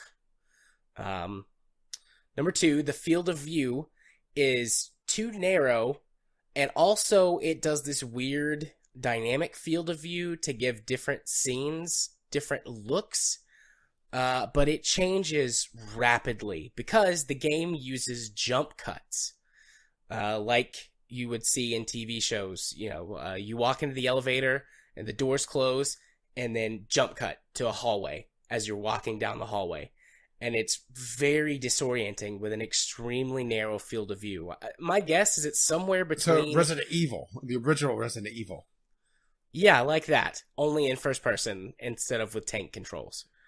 But my guess is that the most common the most common field of view is somewhere around 50 degrees, 45 to 50 degrees. Oh, that's horrifying. There are certain scenes where I can tell that it's punched out a little bit to somewhere around 65 or 70. But also there are some scenes that I don't know what the FOV is, because it looks like you're watching this or viewing this game through a fisheye lens, which is incredibly disorienting. It really fucks with your spatial awareness, especially in the scenes where you're driving in the car with your partner, because it's like... I would say that, like, technically you could say the FOV is really wide in that scene, but it's because it's using a fisheye lens. So your peripherals are distorted, but you've got a really wide view. But you can freely move the camera around in that. So you've got this weird fisheye view as you're looking around the inside of the car, and it just starts turning my stomach into knots. There's also really weird things. So this game has got some X-Files vibe to it. There's some depth. There's some definite paranormal shit going on in the story.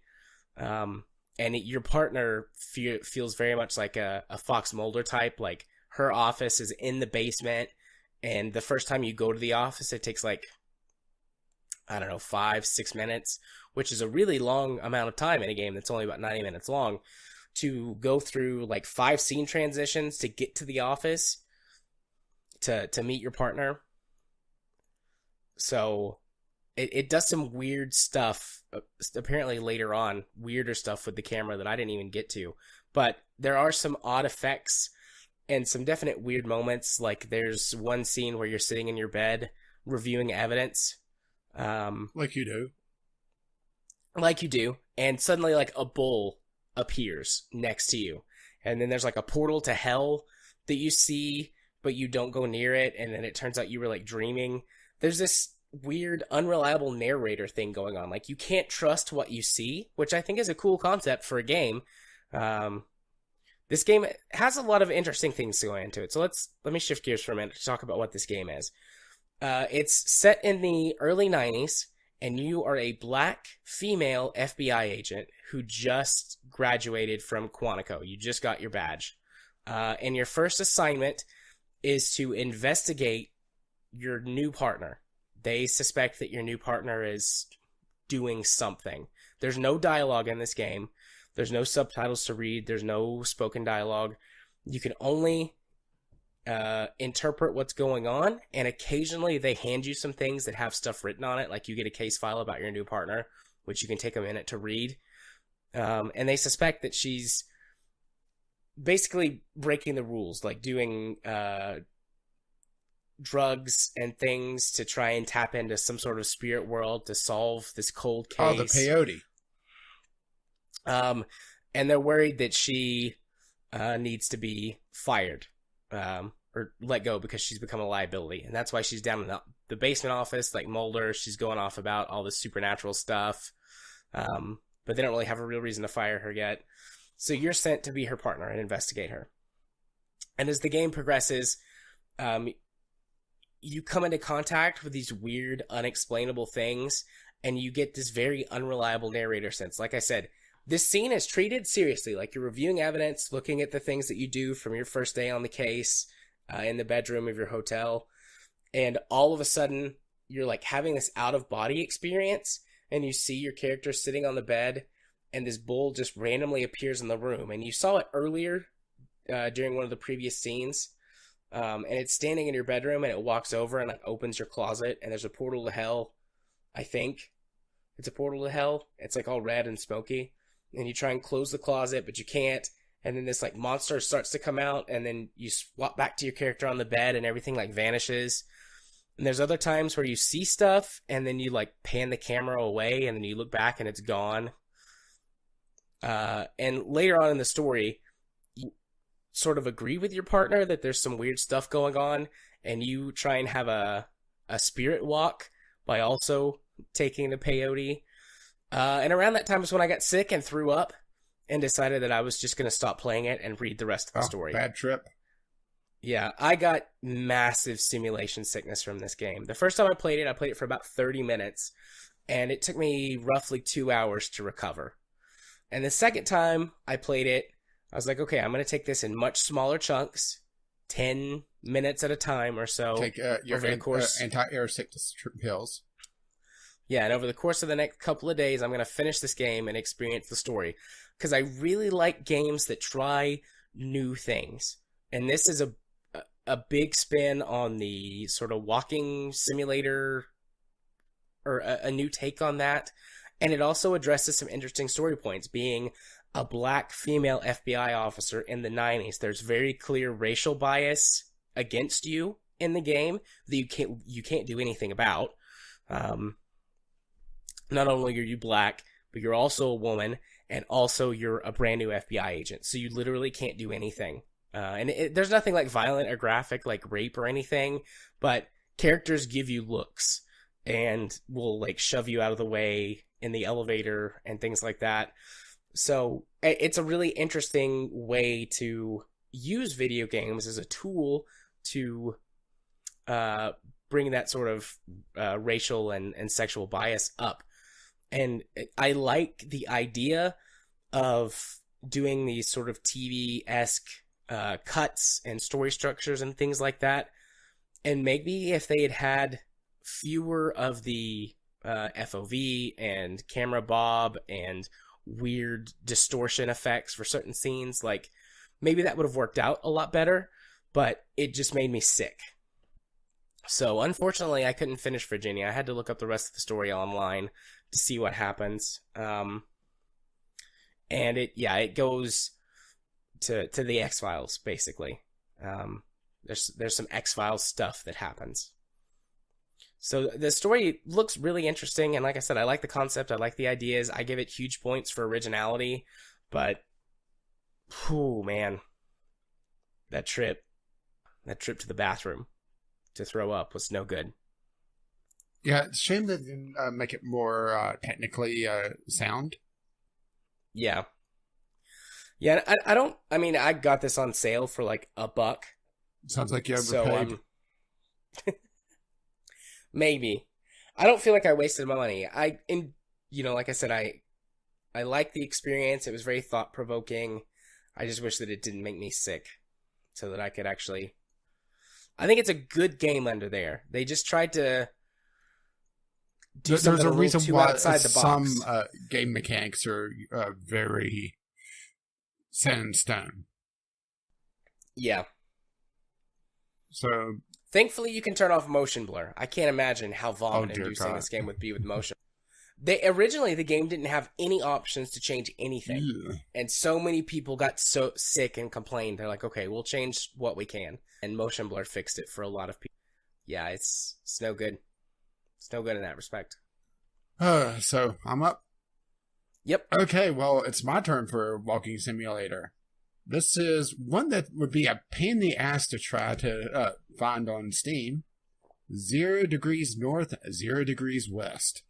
This is essentially a walking simulator with no goals while on an LSD trip. Or, since it's a video game, graphical drivers bugging out and going absolutely batshit insane. There's a little bit of a story in the very beginning where you're given a video of a guy packing up to go on a trip, and he's driving across country, and he comes to this little town, I imagine the American Southwest, just based on some of the landmarks that he's passed in the video. and he comes up to this theater that's 0 degrees north, 0 degrees west, which is actually, well, there's a Tom Scott video that's a very interesting thing about this particular coordinate, is that whenever a GPS bugs out, it will report a 0, 0 to the point where there's technically an island of all these GPS devices for split seconds. And I guess that's the kind of the idea behind the name of it, or at least I imagine so. It's interesting. If you want something that, you take some sort of recreational drug and just play and see weird shit, boy, this is your game. But since I was sober at the time, it was just eye strain. I had a couple levels that, well, remember the 90s whenever, and no, this isn't just when people were against video games, violence, that sort of thing. Whenever you'd see a cable channel that was scrambled or, locked out, and that sort of weird inverse color effect and kind of blurry. I had a world like that, which was just very hard on the eyes. And you could just look at the screenshot in Steam and just see how crazy things get. And because of the extreme colors, it can be very hard to find the exit to the level to go to the net. It's not even levels, it's just walking areas. You just walk around. It's about exploration, which I could kind of respect, but at the same time, it's just so nauseating to me. I mean, granted, it wasn't to the degree of Virginia for you, but it's definitely not for me. It was at least worth giving it a shot, though. Yeah, and also there's this weird thing with the walking. All right, it's like it's on a delay, where you let go of the key, and you kind of drift. And it's not even, trying to be realistic and, have momentum to your walk. It's like you're on ice and you just kind of slide for a moment. It's just very weird. Thankfully, I can't say that there's no platforming in it, because one of the first levels I hit, or one of the first areas I hit, I had to do some jumping around to be able to get out of this little confined room that was like this LSD graphics nightmare. But that movement is just so weird. And also, whenever there's steps, you know how whenever someone doesn't code stairs properly, and there's that very, very tough, very, very rough jitter as you walk up? And it does that. Fun times. Yeah. It does look trippy. Yeah, it's a very trippy game, and if you want your trippy game, go take your LSD, take your marijuanas, that sort of thing, then there you go. We should set Kyle up with this in like a bottle of vodka or something. Whiskey. Kyle, he probably drinks vodka, but whiskey's his favorite. A bottle of whiskey and Twitch. Or no, I think we found the bachelor party. A bottle of whiskey, and a video. That would be interesting. All right. Well, this is the last game on my list. Porno Studio Tycoon. This game is hot garbage. So obviously it's on Steam. I wasn't expecting it to be actual porn. I figured there would be, and there are, like, scantily clad women and some scantily clad men. And some sort of censored, some sort of, like, censored analogy for sex. And that stuff, it does pretty good, actually, which I'll get to in a minute. That's one of its positive points there, that it applies to the making of porn. So, I wasn't expecting that going in, obviously. I don't even think there's a decensor patch available. So what the game tries to be instead is, well, a tycoon game, where you start basically making homemade porn movies with actors that you get either paid very cheaply by the shoot, or can sometimes find for free. and work your way up to a major porn studio that sells, a cajillion porn videos around the world. Wait, they sell and it porn? does that. Yeah, they do. And it does that very poorly. Well, it's Very a tycoon poorly game. indeed. Tycoon these days has really fallen off. Used to be Tycoon was at least some sort of really interesting business management. Nowadays, it's essentially mobile-esque business management. Very, very shallow. Yeah, it's got some RPG mechanics to it. Your character that you create has stats, and you get some starting stat points to put into things. Like, I mean, basically at the beginning, you're a one-man everything, doing all of your own editing and shooting and Starring. scene composition and things like that. So your skills, where you put them, really matter in the early game. But later, once you have money, you can hire people that have better skills. So you don't really need to do any of that anymore as like your character. But as you do things, you gain.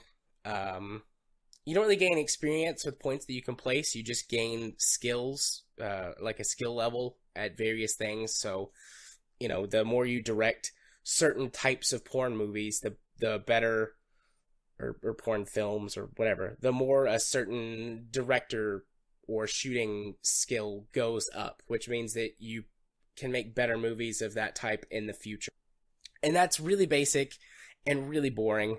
The Tycoon world, like porn sales, is basically the map that you see on the screenshot, and you shoot a film and you release it, and then you just can see on the map where it's selling and how well it's selling. And there's like hearts that indicate how much certain regions like the type of film that you're shooting are releasing.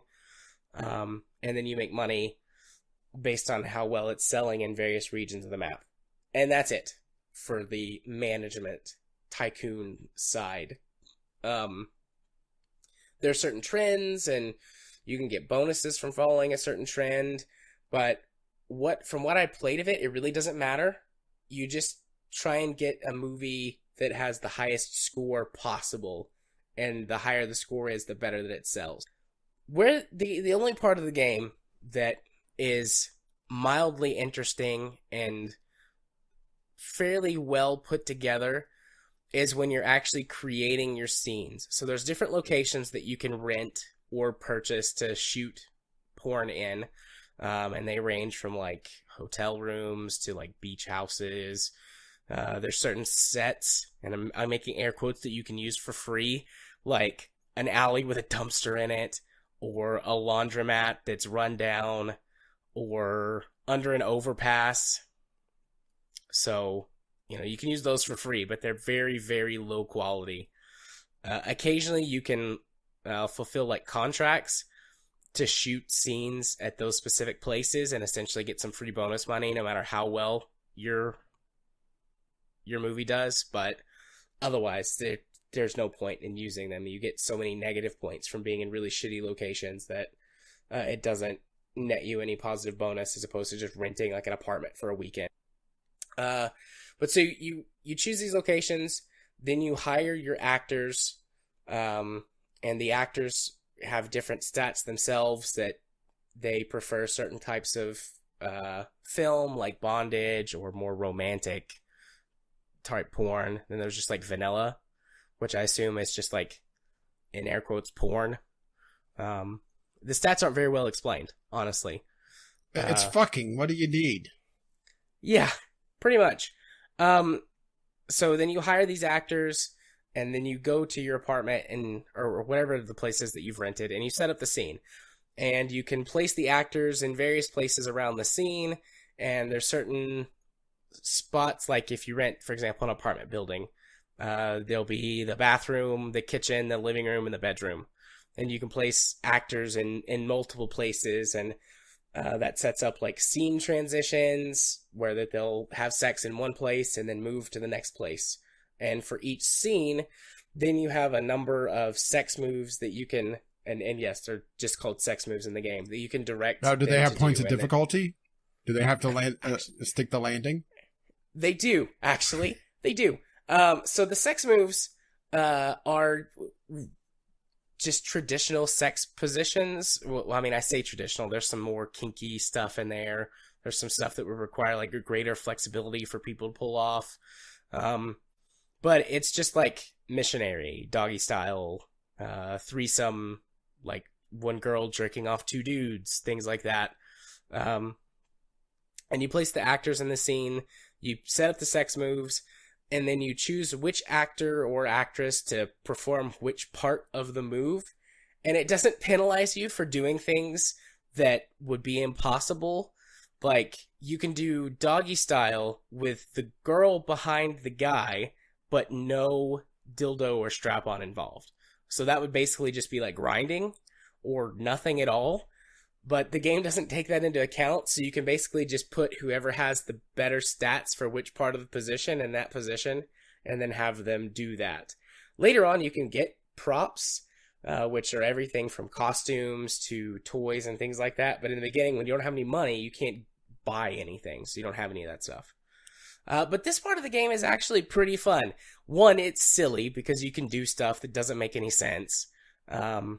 And whenever you're filming the scene, there's like random sex noises, and then you'll get like speech bubbles of the people talking, and some of that dialogue is pretty funny, especially when you have really unskilled actors, because they're just like, oh, sorry, I didn't mean to put that there. Uh-huh, sure you didn't. I'll try better next time. I'm just getting so tired.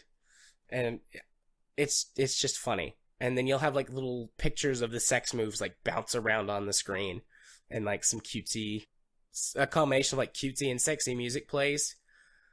But that gets old really fast. After you've done like 2 or 3 scenes. So you need to bring in something to spice things up. Well, there is that. You do that. You can bring in things to spice up the scene. Like you can order pizza and then have the pizza delivery person show up and participate. Or you can just eat the pizza, which gives your actors a rested bonus. Because they tire out as you would. And so there's only so many scenes you can shoot before you have to do the finisher scene, which it uses like a milkshake, like dripping, or like shooting out for like different ways for your scene to finish. And it depends on like whether the female character was the lead or the male or whatever. And I'm sure you can figure out what the different types of milkshake. But yeah, there's different things you can do to spice it up. You can, between scenes, you can move things around, choose different sex moves.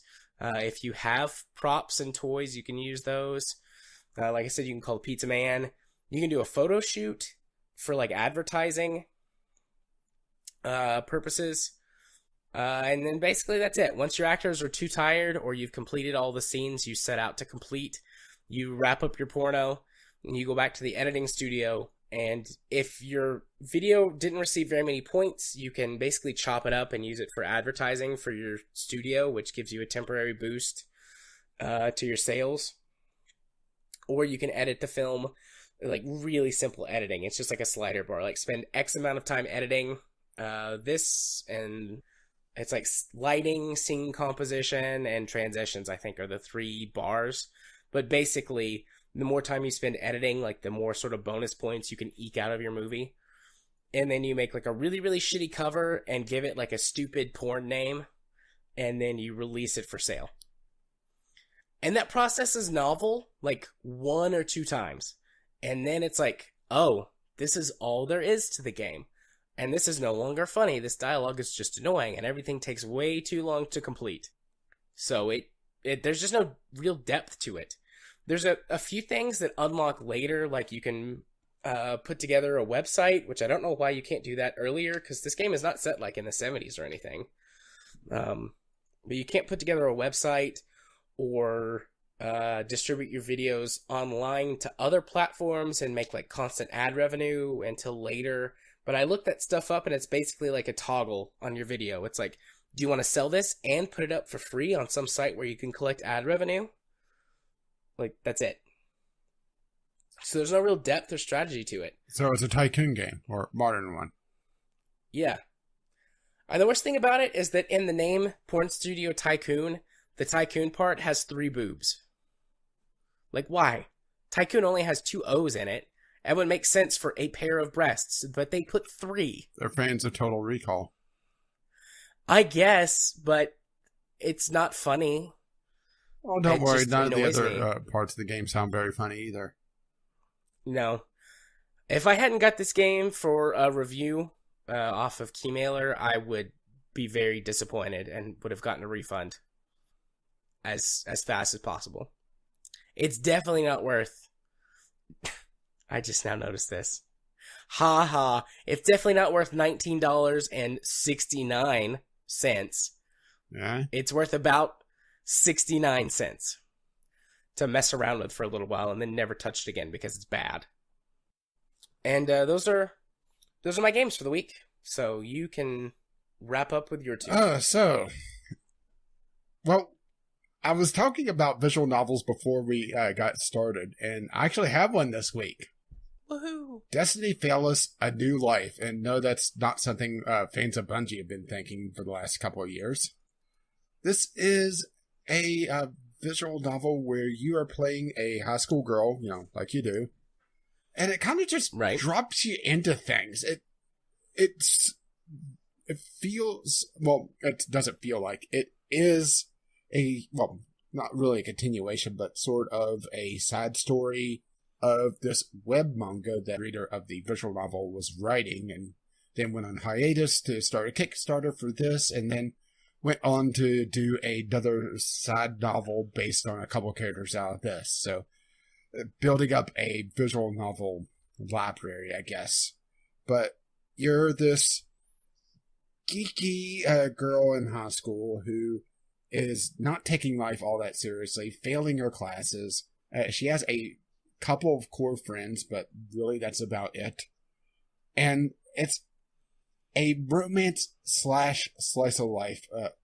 Yes, there is a romantic path with several endings to head towards with different guys, but also it meanders a lot and it pads a lot. And considering the game, well, my initial playthrough was 4 hours and some change. That padding is just, it's unforgivable. It's something that really shouldn't be there. I think they could have really cut this game down to a more targeted 3 hours and it would have been a lot better. That's not to say that I think the game is terrible. It does some interesting things, particularly where it's a more slice of life, so it has some subplots. Like your best friend is dating this absolute asshole, and you have this heart-to-heart with her to talk about her boyfriend as Valentine's Day starts coming up and he's being just a jerk to her. So there are interesting moments, but then after that, you don't really interact with your close friend anymore, no matter the outcome of that. So it's just, there's a lot of moments here, there's a lot of interesting subplots, but they don't really do anything with it, Right. Art style, it's interesting. It's ripped directly from the web manga, and it has a very flat look to all the characters. It's something that I really disliked at first, but after playing it for a couple hours and getting through most of the story, for one of the 6 to 7 endings, it started to grow on me, but there was a couple characters who had very light hair.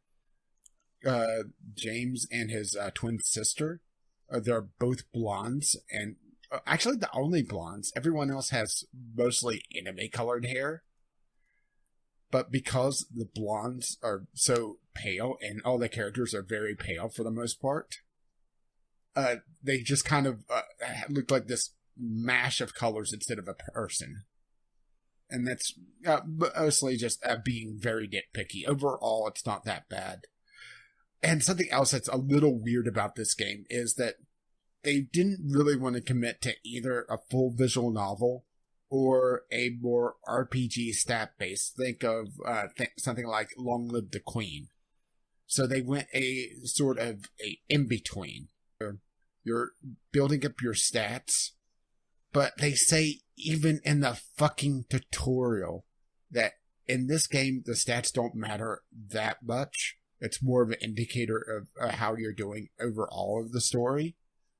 And they're planning on doing more with the system in the second game. But the fact that they say that in the tutorial tells me that they shouldn't have built that system in the first place. It feels like they built it.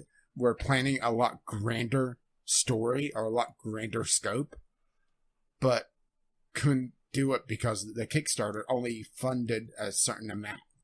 Right. And the overall story, even though it does meander a lot, it has this mystery behind it that I'm not sure if going through all the characters' stories and getting the additional parts would allow me to solve the mystery, or if it's a sequel hook. There's this missing girl, and it has a very Life is Strange-esque feel to it, where it focuses so much on this missing person at the very beginning, and then it comes up again and again. I would say a good 2 or 3 times. And then there's this hook where you see someone kind of in the shadows following you at one point, and then coming home from the dance that you see him again. I'm not sure if that's the missing person, if that's a part of another story or what, but it's just, it feels out of place, and it feels like they were building up for a grander scale and they just couldn't do it.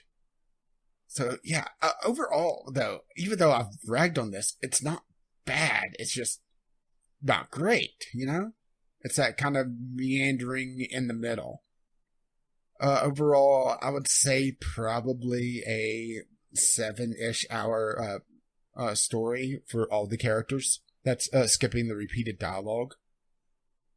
Since there's not a tutorial, though, it could take a little bit longer.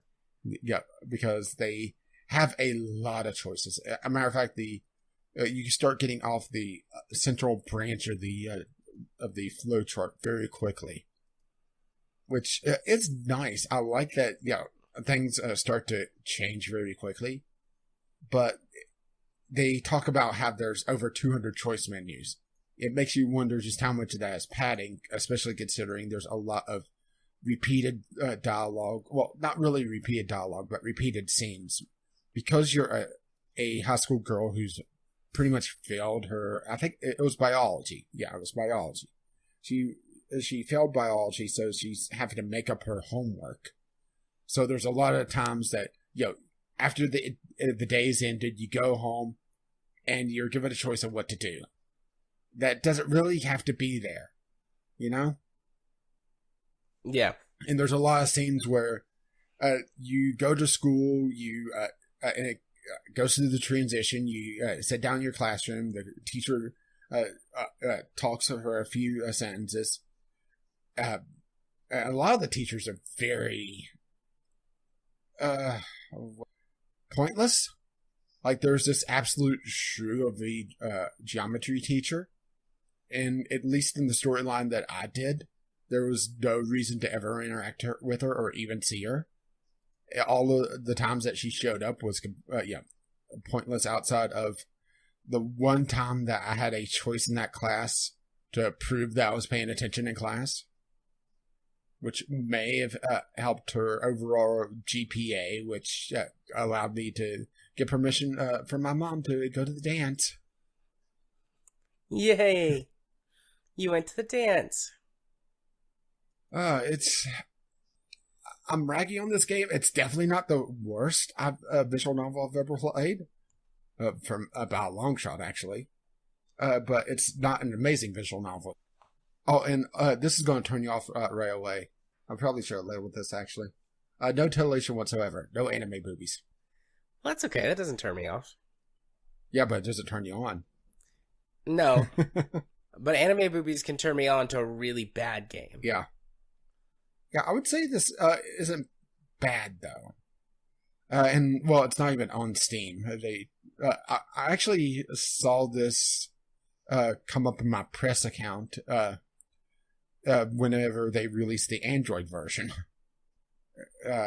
And I decided it looked interesting. I looked at it and saw there was a Windows version. Tried it out, and that was decent enough. And I say it is. Yeah, I mean, it's a $10 game, so yeah, it's in the decent price range. Right. Cool. It is a little angsty though, but yeah, teenagers. Yeah. Oh, I can handle angst. yeah. Oh, one other thing I didn't like about the art style is that the teachers are drawn exactly like the students, to the point where for a while one of the teachers I thought was just a student, because the uniforms. This is a Japanese style high school in the Pacific Northwest. Yeah, like you do. And all the students, their uniforms aren't, well, uniform. Now, I'm not just talking about, flair or something where, they wear some sort of headband or something. All the students' uniforms are based off the department their club is in. So all the students have to have some sort of club that they go through. And the department that they're in dictates the color of uniform they wear, which makes absolutely no fucking sense. At least in my opinion. But because of the non-uniform uniforms, one of the teachers that wears a suit jacket, I thought was just, another student, because he's drawn, like at best 20-something, but more a teenager. And he's also one of those with more of an extreme personality. So I was expecting him to be a teenager, Yeah. And there are some very extreme personalities, but the majority of the cast is teenagers. So, that makes sense. But yeah, that's about it. Any questions? Since I do know that you... No, I don't think so. This looks all right. Part of my wish list. If it goes really cheap. Oh, wait, no. This wasn't on Steam, was it? This isn't on Steam. This is on itch.io. Okay. Well, you could always put it on your wish list there, I think. Yeah. If it ever drops in price, I think, based on how you've described it right now, it sounds like a $5-ish game Well, I think for me. the Android version is actually a lot cheaper. Okay. I'm not sure of if there's any differences in the or not, because, I run a PC-based channel, so... But let's see, the Android version is $7. Okay. And it looks... That's a little bit closer. Yeah, it looks like it has pretty much a little bit of UI changes, but that's about it. Or, no, never mind. They're destroying the other theme. That's something else that I've neglected to mention. Whenever you start up the game the first time, you have a couple choices to make. To change between a black and white theme on your UI or pink. Obviously. Yeah, pink. I took pink. The main character has pink hair, and it's also a little weird that you're able to see her the entire time. But also they have a choice of font, the generic font that they have there, and also one that is built around dyslexic people be able to read it a little bit easier. So it's very interesting. I've never seen that before in a visual. That's pretty nifty. So, moving along to my last game, because I'm doubling up here. City Skylines. After playing Warframe for quite a bit, I needed a new, just mess around with game. And it's been a while since I played City Skylines. And I think I finally cracked it. It comes back to what I was talking about with Spin Tires 2.5 hours ago. A change of approach, because I always approach City Skylines as a city building game. And it's not. It's a traffic management game. And once I sat down and really focused more on my traffic, and also treating it as sort of a procedural puzzle game of, oh shit, I fucked up this intersection now. I need to go fix that. I started to enjoy it a lot more. And I also focused a bit more on making my city a little bit prettier. Sitting down and building parks, putting down extra props, that sort of thing. To hide the game doing ugly things with the geometry of the level, hiding the kind of the sterile video game world, Yeah. So putting Excuse me. abandoned cars under the under the overpasses, that sort of thing, for your porn actors to fuck on. Thanks. Appreciate it. Yeah, just be sure to get your tetanus shot beforehand. I started to really enjoy myself a lot more. But oh boy, they never did fix the traffic in this game, which, considering the game that they built before City Skylines is about traffic management, cities in motion, it's a head scratcher to me. It requires at least a few mods to really be able to have the tools to even approach this game. Having the traffic manager mod is essential. You have to have that. It's the traffic. I'm happy to go to the workshop now to make sure I give the right one. Traffic management persistent edition, or prison edition, or whatever, where you're given the tools to change all the intersections to be able to put in custom turning lanes. There was this one intersection in my city. It was the very first one that comes in. And because of the way the highway was, I didn't have a lot of room for a run up to this one intersection. So I was always getting traffic backing up. And it was made even worse by the traffic AI not being able to handle a left turn properly and just running into each other and bunching up in the middle of the intersection and clogging up traffic. So this mod allowed me to go in and set up proper turning lanes, allowed me to set up proper turn signals, that turn left lane, giving it an offset green light, that sort of thing. And the fact that that requires third-party support is just, after all this time, that they should have done something base game with that. Even if it's not as in-depth as some of the mods, it just needs something.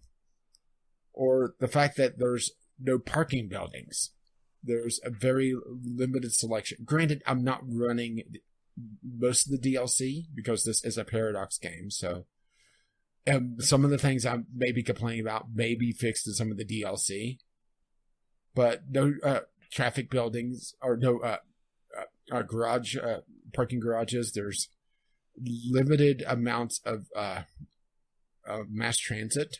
I know that there is a mass transit DLC, and there's also trams that are locked in a different DLC, but having limited options there to try to solve the traffic problem whenever the AI just does stupid things.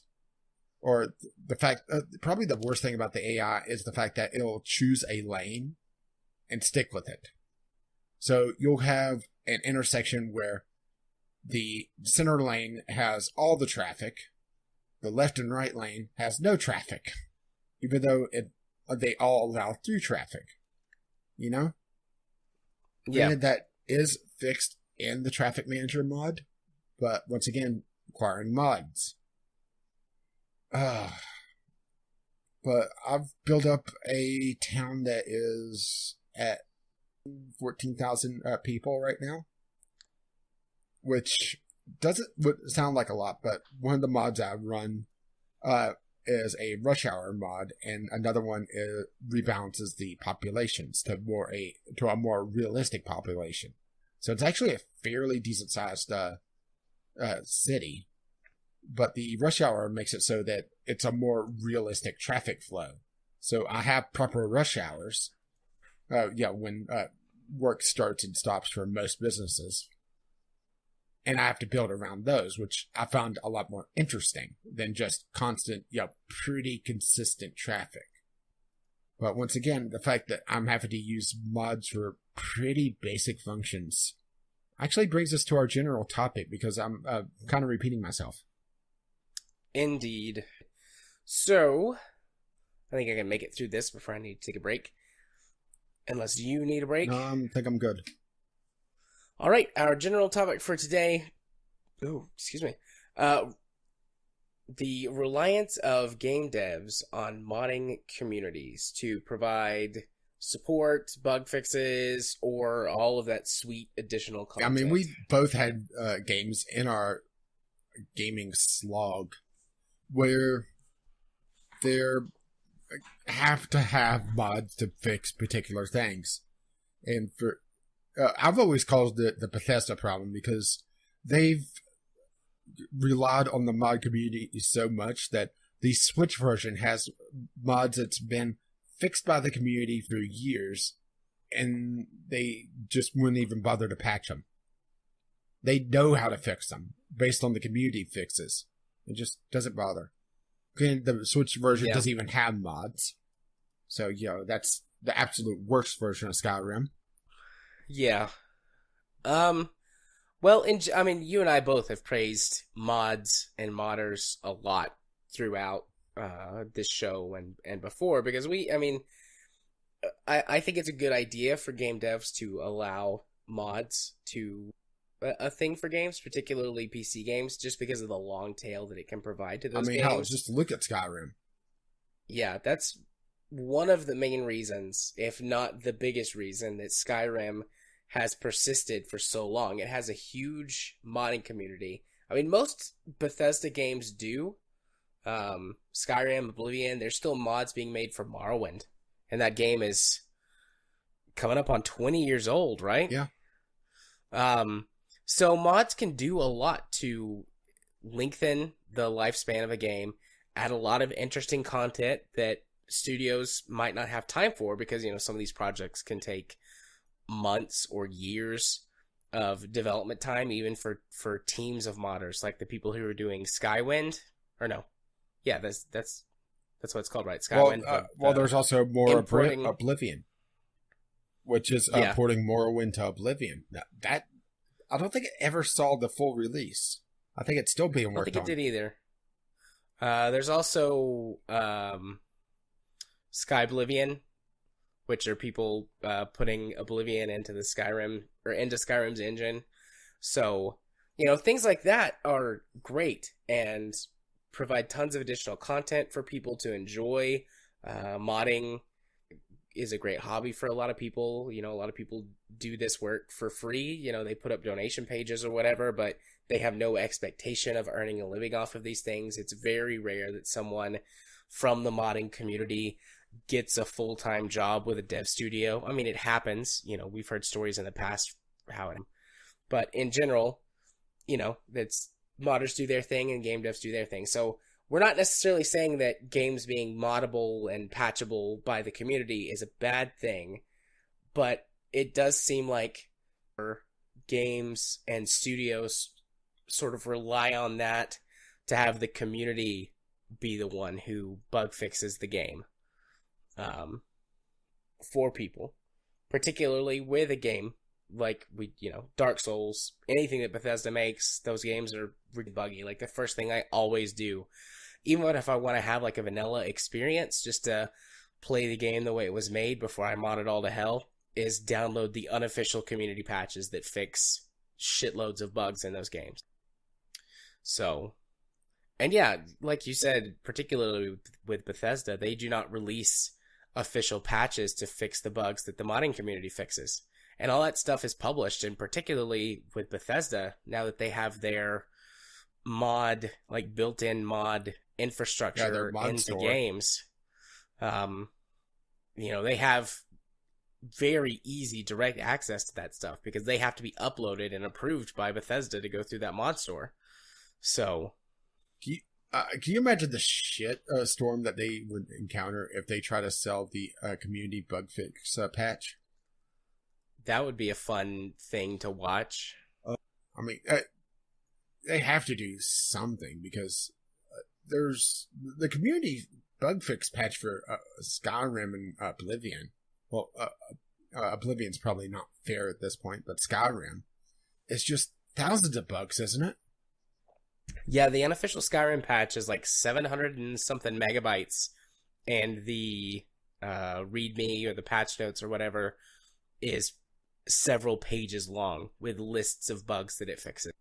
Yeah, it's just many of them game breaking or physics breaking bugs that Well, I guess it just comes down to greed because they don't have to fix them because the community's already done it.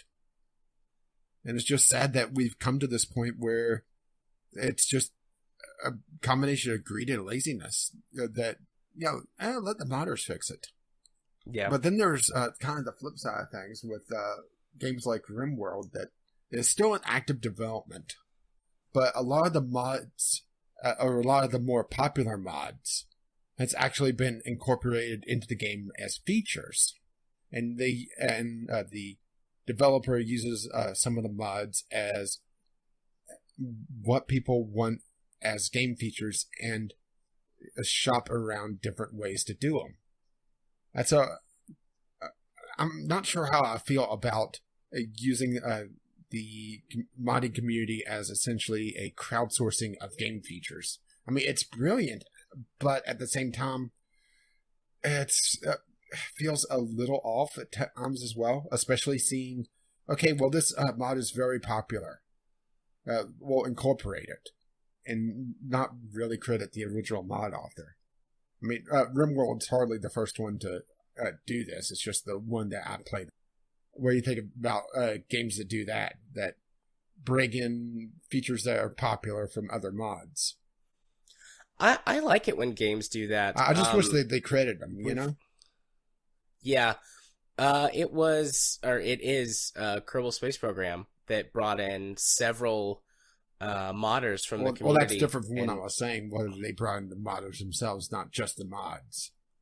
Right. Well, it didn't initially, though. They brought in the mods and then they brought on the people. I think it was both at the same time. Oh, okay. If memory serves correctly, because they hired quite a few modders. And that's also kind of the other flip side of this is that using the modding community as a source of talent. Isn't there a mod group is on Patreon that makes mods for City Skylines specifically? I'm not sure. I haven't dove too much into the City Skylines modding scene. Pretty much just been picking up the popular ones and the suggested ones off the Steam Workshop. I mean, the most popular ones are the ones that are pretty much required to be able to play. You know, the traffic manager particularly, but some of the AI tweaks to different game mechanics to be able to have them make a little bit more sense. So, they're not a hearse picking up bodies isn't zigzagging back and forth across the city. Why not? You want you want corpses to pile up because that's how corpses will pile up. Sounds fun to me. I'm going to look for this modding group. I know that they exist. It might not be for City Skylines. Well, though. I do know that there was an article going around not too long ago about one of the more lucrative modders out there.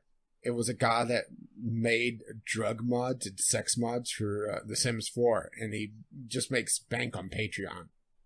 And that's something else that we haven't really talked about is not just, putting in game features, putting in patches and fixing bugs, but putting in just aspects of the game that the developers would never be able to even consider because of the backlash.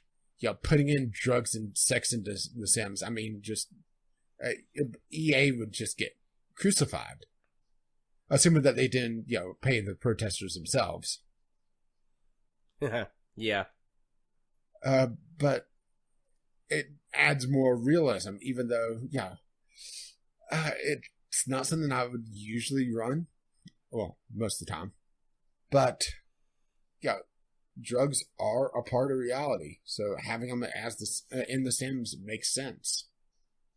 And having Sims be able to get hooked or, have wild sex parties. Those are things that happen. Or at least so I'm told by the write-in column on Playboy. You would never believe what happened to me. I was taking the peyote, and then there was this bull. And a portal to hell. I mean, it does open up areas of games that you would never be able to take on otherwise.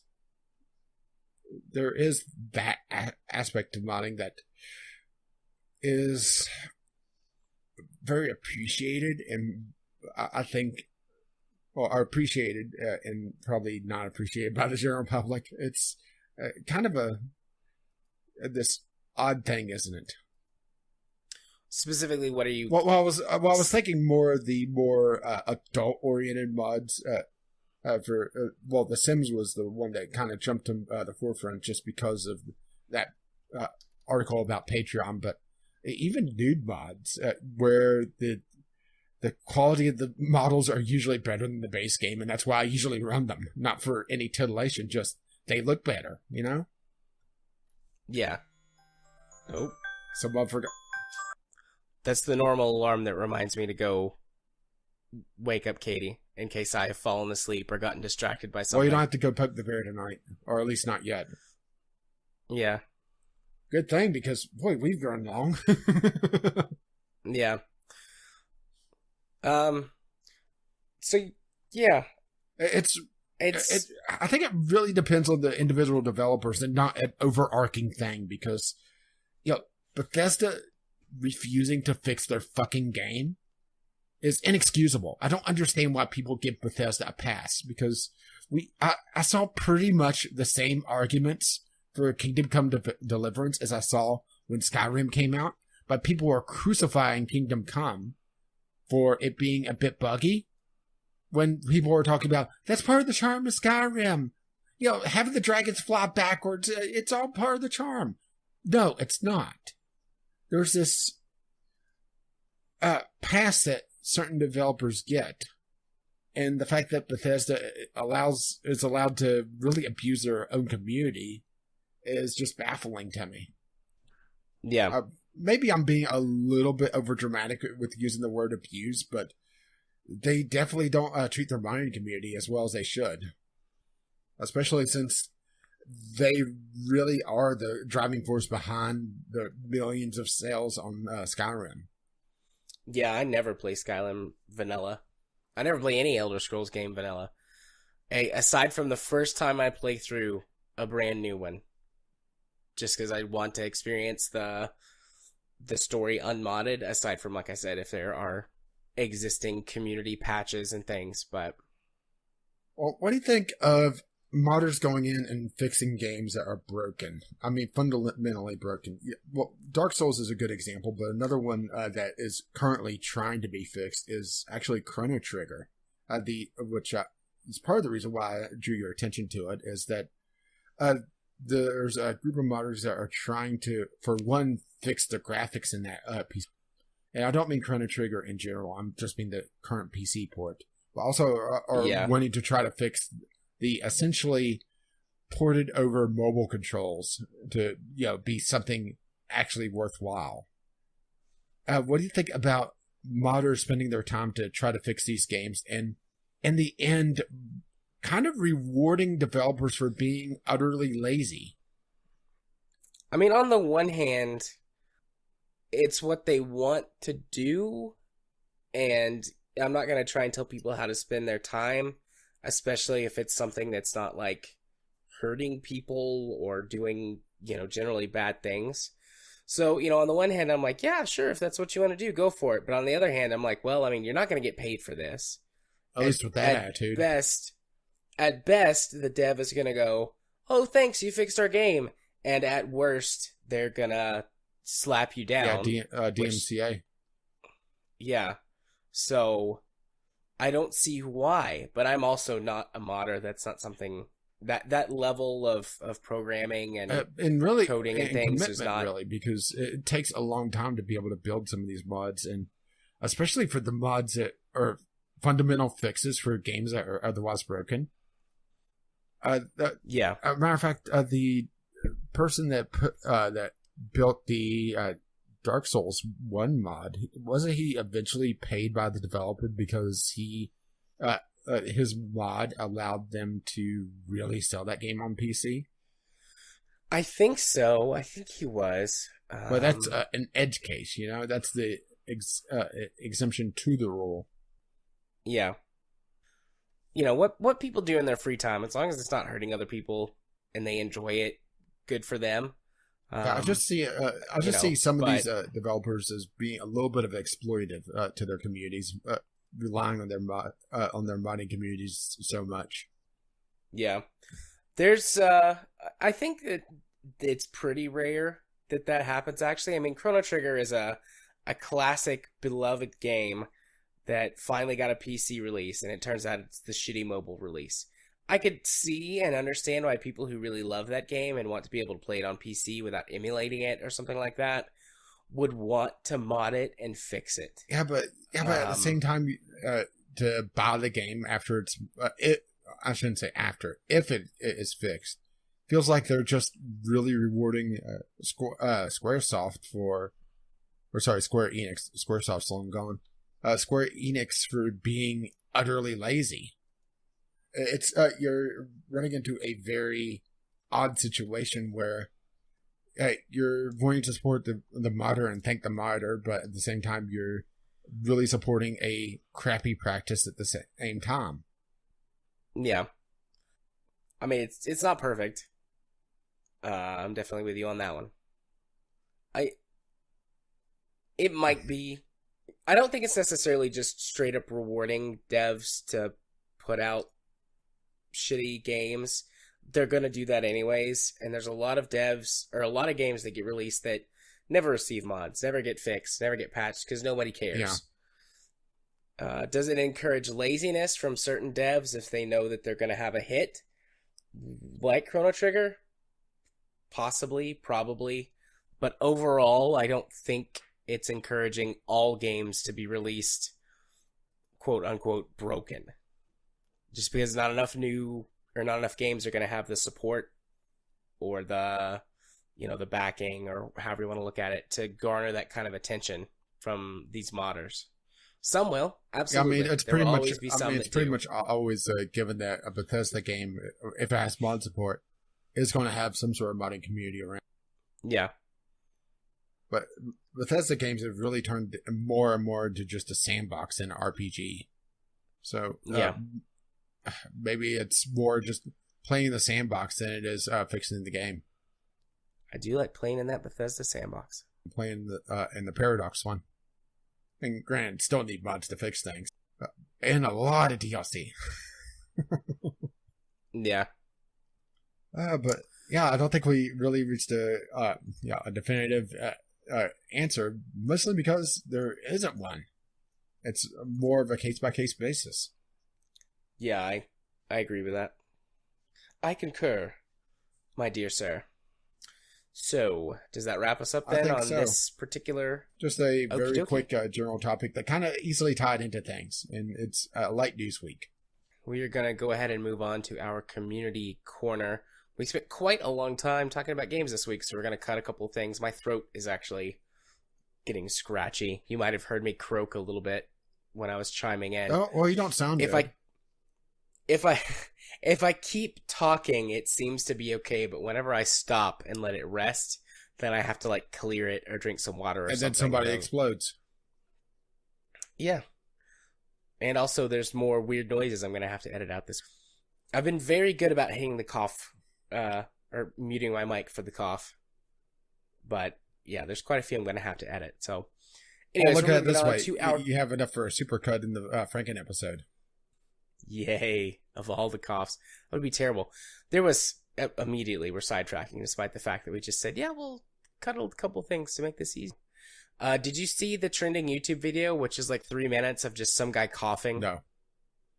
It's stupid and ridiculous. And that's why it's trending. I can't, it makes me so upset that, that shit, which is zero effort, is on the trending page for YouTube, and content that us and other YouTubers make, which is interesting and requires time and talent, is just pushed off to the side. I'm not upset or anything. I'm very upset. No, you don't sound bitter at all. I tend to stay off the trending page on YouTube because it just pisses me off too much. Yeah, I check it every so often. Anyways, we, in our community corner, we did receive a email from a new person, a new contributor, Fossil, who goes by Fossil, but in their email, because we can see the email address and things, uh, it's docile fossil, which I like better than just fossil. Like that's part of it is docile fossil. Yeah. I guess technically it would be docile fossil, but it's more fun to say docile fossil.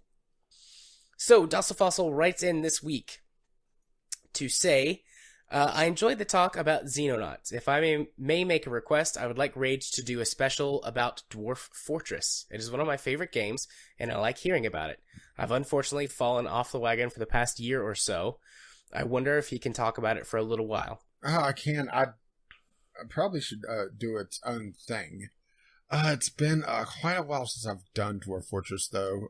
It's been actually several years now that I think about it. And they're due to release a new version before too long. I've been keeping up at least on the major dev blogs.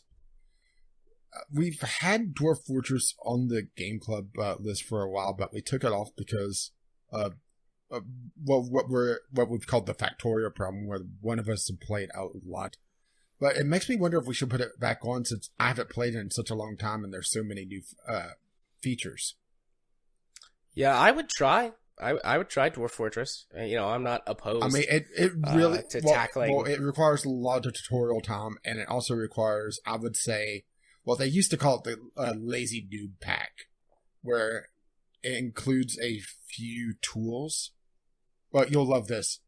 It includes this tool called Dwarf Therapist.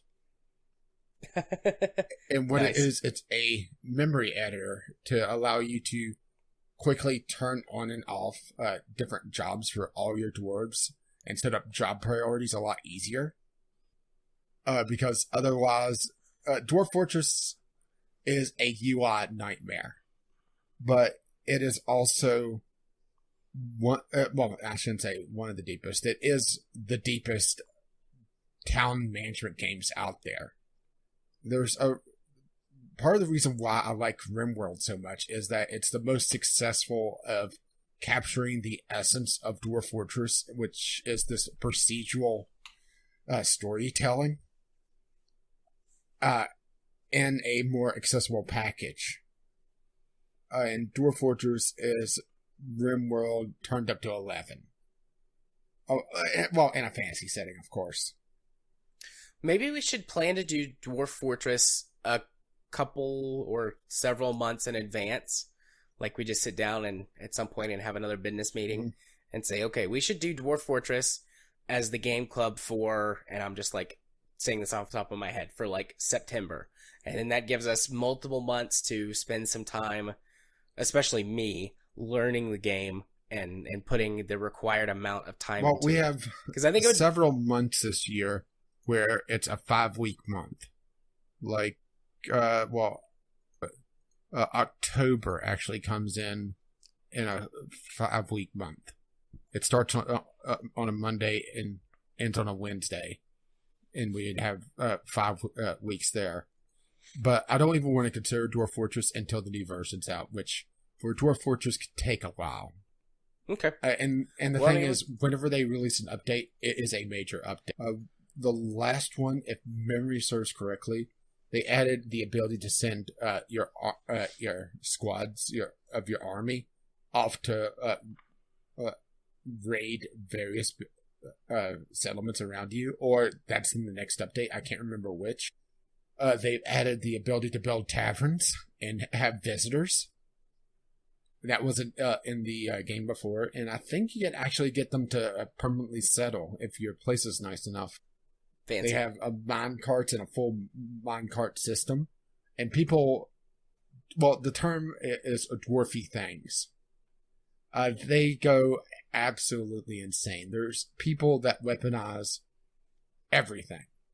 There's this, probably the one I remember the most vividly is towards the end of when I really stopped playing last time, was someone sat down and figured out how to weaponize minecarts and make a shotgun. Because what would happen is, here's how crazy the game is that the game doesn't build or calculate weapon damage based on stats. It calculates on weight.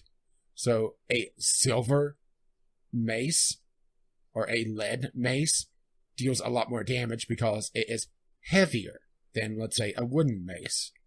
It's not the stats of, this weapon does so much damage. It's this weapon puts in this much force.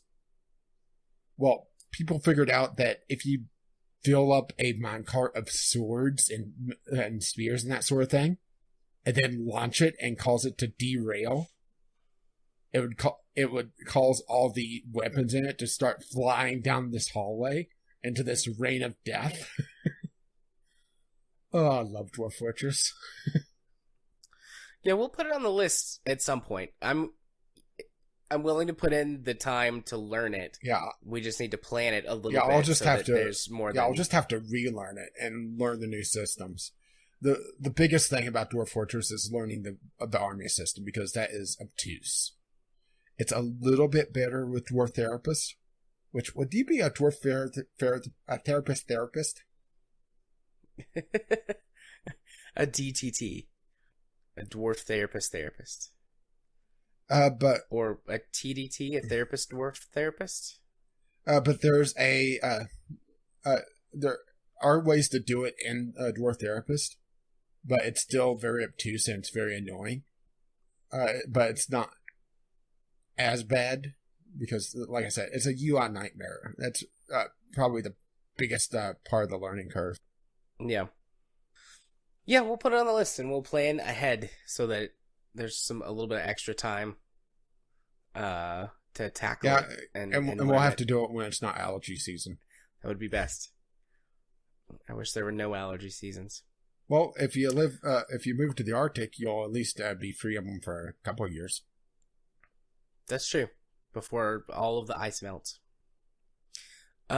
Anyways, moving on, he continues, I do agree with Mr. Trump about the violence in video games. I assume what you mean by that is that when he, and I'm paraphrasing, basically calls out it's weird how that sex in media is treated so differently from violence when violence is probably worse than sex. I think we said something like that last week. It's honestly hard to remember. All of this stuff kind of smushes together sometimes, but yeah, I'm pretty sure we said something like that last week. Yeah, the last 100 now 2 episodes are kind of a blur after a while. Yeah. Carrying on, he's right in a similar way about the loot box controversy. We did some Googling, and at least at the time of recording, since he hasn't had that meeting with there's going to be a meeting Thursday with the ESA, so we'll probably be covering that next week. Well, we couldn't find anything. So I don't know if you're sort of trying to compare that to something else and I'm just missing it, or there's some obscure article somewhere. But yeah, I haven't seen anything about Donald Trump saying anything about loot boxes. While publishers purposefully aim for those who are at a high risk for gambling addiction, modern publishers who push out violent video games are accidentally giving these games the ability to be accessed by people who have a hard time distinguishing between reality and fantasy. Thus, they become influenced by these games and will eventually do something dangerous, wrongly believing they are in the game, or some thought process thereof. In my work, I've seen kids who I know are very impressionable enact things they see in games that they definitely should not be playing, such as violent wrestling moves, choking other kids, or pretending to bomb stuff. They obviously learn to distinguish the proper behavior they should exhibit, but there are people out there who have learning, social, or developmental disabilities. As proper health service quality declines over time, these people slip through the cracks more and more often. So, a quick pause. I'm interested what work you do. You didn't say this later on in your email, but you say you work with kids, and there's, obviously tons of positions that work with kids. You could be a teacher, you could be a therapist like me, or one of the other kinds of therapists. I'm just curious, just more, I guess, morbid curiosity, what it is that you do.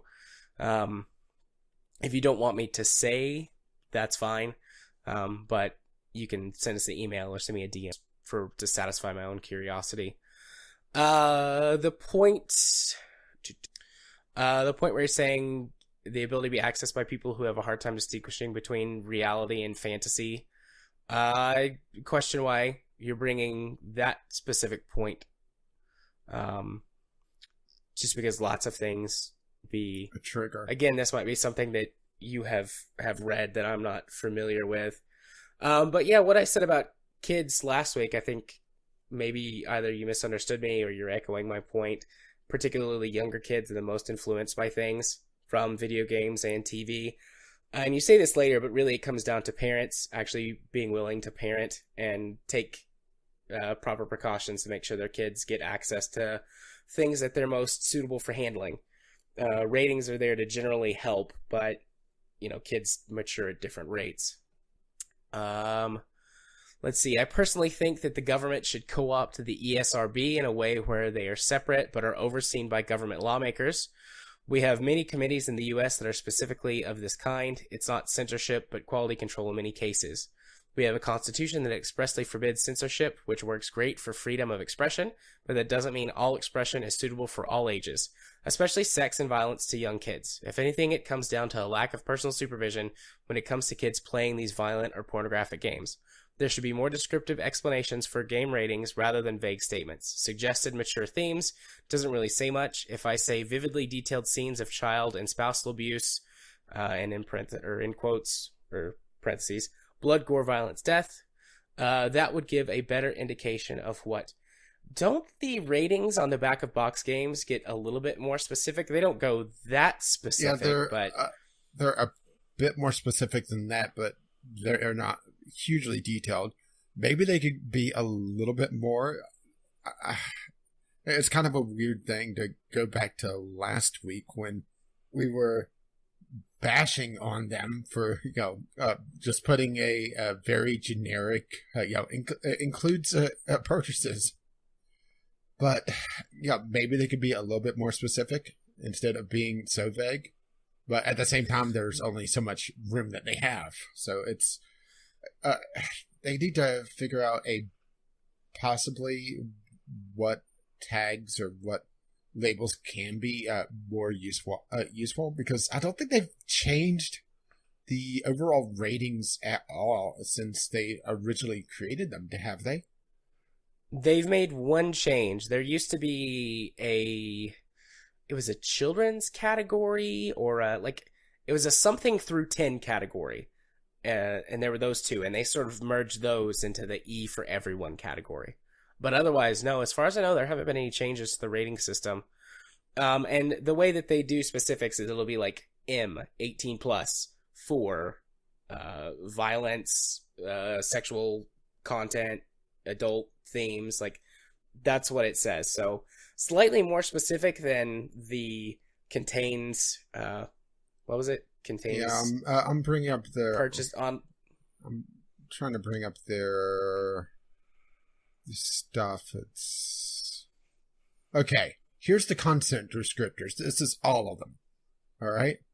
Alcohol reference, animated blood and gore, cartoon violence, comic mischief. There is a little bit more descriptor, but we don't need that for all of these, by the way. Crude humor, drug reference, fantasy violence, intense violence, language, lyrics, which mild references to profanity. I just wanted to give that one. Mature humor, nudity, partial nudity, real gambling.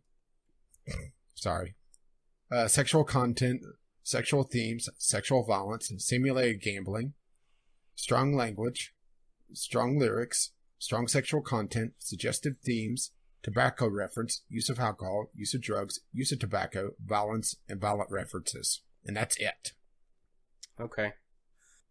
I just picked the back of the Mass Effect box to look at, and it's mature 17 plus, blood, drug reference, sexual content, strong language, violence. I feel like that paints a decent enough snapshot of things that could be considered offensive within the game. They could definitely be more specific, and that could certainly be helpful for certain specific titles. Mm-hmm. And maybe there's a way to do that, but the way that the ESRB's approach is, I think, is to be very overall. They have to encompass the entire industry, and like you said, there's only so much room on the back of a box. With more games becoming much more, or with games becoming much more digitally focused anyways, there could be an easy way for them to expand that. How about this? How about every game that it gets a more detailed page, and there's a QR code on the box. Oh, that would be nifty. I mean, pretty much everybody has a smartphone at this point, at least in most of the developed world where these games are sold. You just scan the QR code, or you could scan it on your monitor if you're looking at it online and get a full description. That's a good idea.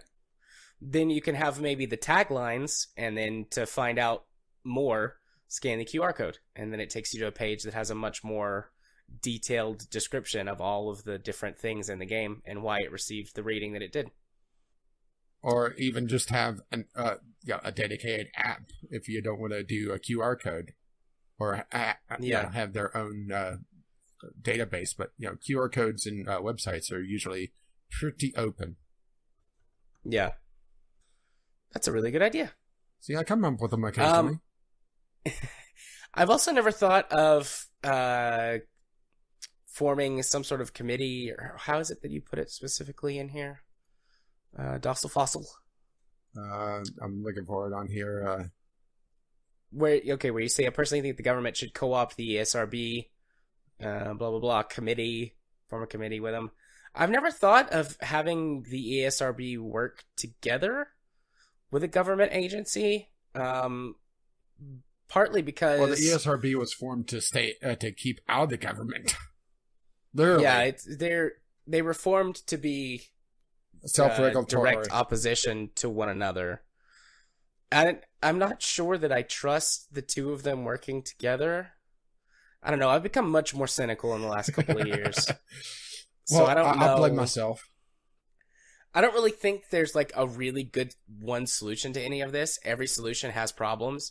Without any sort of government oversight at all, you have the ESRB basically doing nothing to deal with the loot box problem. Well, part of the problem with full government oversight, you run the risk of getting an Australia, New Zealand, Germany situation.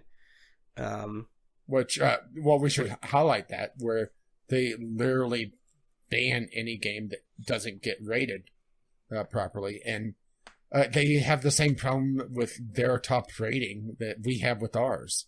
And no, I'm not talking mature, I'm talking the adults only, where if a game gets adults only in the US, it's pretty much a black mark. Well, I covered this last week, where the console manufacturers don't even allow it. Well, with the government oversight, it could be a complete ban on adults only games. Yeah. I mean, I suppose that the middle ground, as is often the case with many things, has a good chance, or has the chance to have positives from both, but there's also a chance that it could have negatives from both. It's weird. It's just one of those things that has a lot of gray area. Actually, something's going to happen.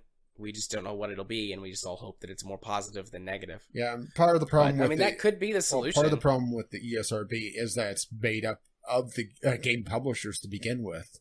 So they don't really have it in their best interest to regulate the industry in a way that's negative towards themselves. So, that's also part of the problem that we haven't really addressed. Yeah. And the only way to do that is to have a third party. And the problem with video games is that it's a very popular medium, but it also requires very specialized knowledge to be able to handle. Otherwise, you get CNN talking about how video games are virtual boot camps.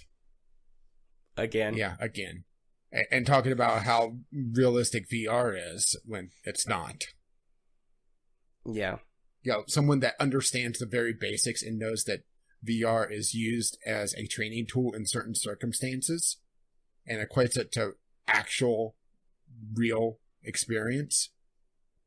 So... yeah, we're probably another decade or two from that sort of knowledge just being part of the cultural vernacular, but by that point, something is going to have happened one way or another with this whole That there's just no way that it sits dormant for a decade or two for the rest of the population to sort of shift, and the younger generation who has just that knowledge as part of everyday life comes into control of everything. That, I mean, that might be the best idea yet, to have some sort of committee. But, like you said, there's lots of committees that have happened with this before, and some of them have worked and some of them haven't. So you never know. I suppose it doesn't hurt to try, but I don't see that happening. I think that the ESRB and the ESA are going to kick and scream until either they're forced to do something to handle the situation, or the government, gets its thumb out of its ass and says, okay, you've had enough time. Our turn now. Well, I did skip over. There are a few other tags. They do have the in-game purchases on here. I skipped the interactive elements. User interact, shares location, and unrestricted internet. So I'm willing to be sure to cover everything on my ESRB tags before I close that. Right. Okay, so moving on to the second part of the email. He says, these are just a couple of my opinions, though. Or she, I suppose also could be. I'm being sexist. The next part is a minor diatribe on politics. What's wrong with paying taxes on violent video games to fund child therapy? I don't use food stamps or WIC, but I still gladly pay into it. Sometimes we have to sacrifice a little to gain a lot. What is $2 to $6 of disposable income when it comes to psychiatric help? I definitely agree that with paying taxes on things to have a better welfare system to support things like psychiatric help in schools and things like that. And maybe this could be a bit of personal bias or personal defensiveness on my part, but I don't see a specific tax specifically on violent video games as being the right way to go about it. Like I said last week, I think that a tax, an additional tax on the industry as a whole would be more beneficial than just a specific tax on violent video games. But I mean, we also do tax specific other things at higher rates. Alcohol, tobacco have various different taxes on them. Then you also have a problem with, let's call it the Powerball problem, where Powerball and lotteries are taxed to fund education, but then that goes to other places. Right. There's also the next part I was going to get to is there have been attempts to tax things like soda in California or New York. Didn't New York at one time ban sodas over a certain size? I think so. Yeah, I think so. And things like that always, or have, at least to my knowledge, cause massive backlash from people and the industry. Whereas opposed to just having taxes on a thing as a whole, like a certain like food and video games are not exactly, apples to apples comparisons, but start just speak for yourself. Charging a tax on sodas, charge a tax on sort of all junk food. There's always going to be a certain amount of pushback from people who don't want taxes on things, but when you're a little more general, I think it's a little easier for people to cope with and understand. And that's where I was coming from on. The next thing about the China thing as well, I'd be careful in praising them for their ecological work. They're still the greatest ocean polluter in the world, large air pollution producer. They burn nearly 2/5 of the world's coal, even more by some estimates. And there's a couple of links to go look at with some infographics. And the greatest waste producer when it comes to industry. I wouldn't be so willing to quickly grasp Chinese propaganda. I think it was more we just mentioned something. Yeah, so in that what I said was that they were, I can remember the specific dates, but they were way ahead on hitting their target goals for solar power. I wasn't necessarily just praising them as a whole, but they do seem to be taking the reins in this respect at this time. I've seen a lot of news coverage discussing how this might be known as the Chinese century, with how they're coming into their own as a not necessarily coming into their own as a world power, but how they are sort of hitting a higher standard of living, a much more sort of what you would consider like classic first world status. They still have a ton of problems as a country, and there are many who say that their economy is basically unsustainable due to how much subsidizing they put into pretty much all of their industries.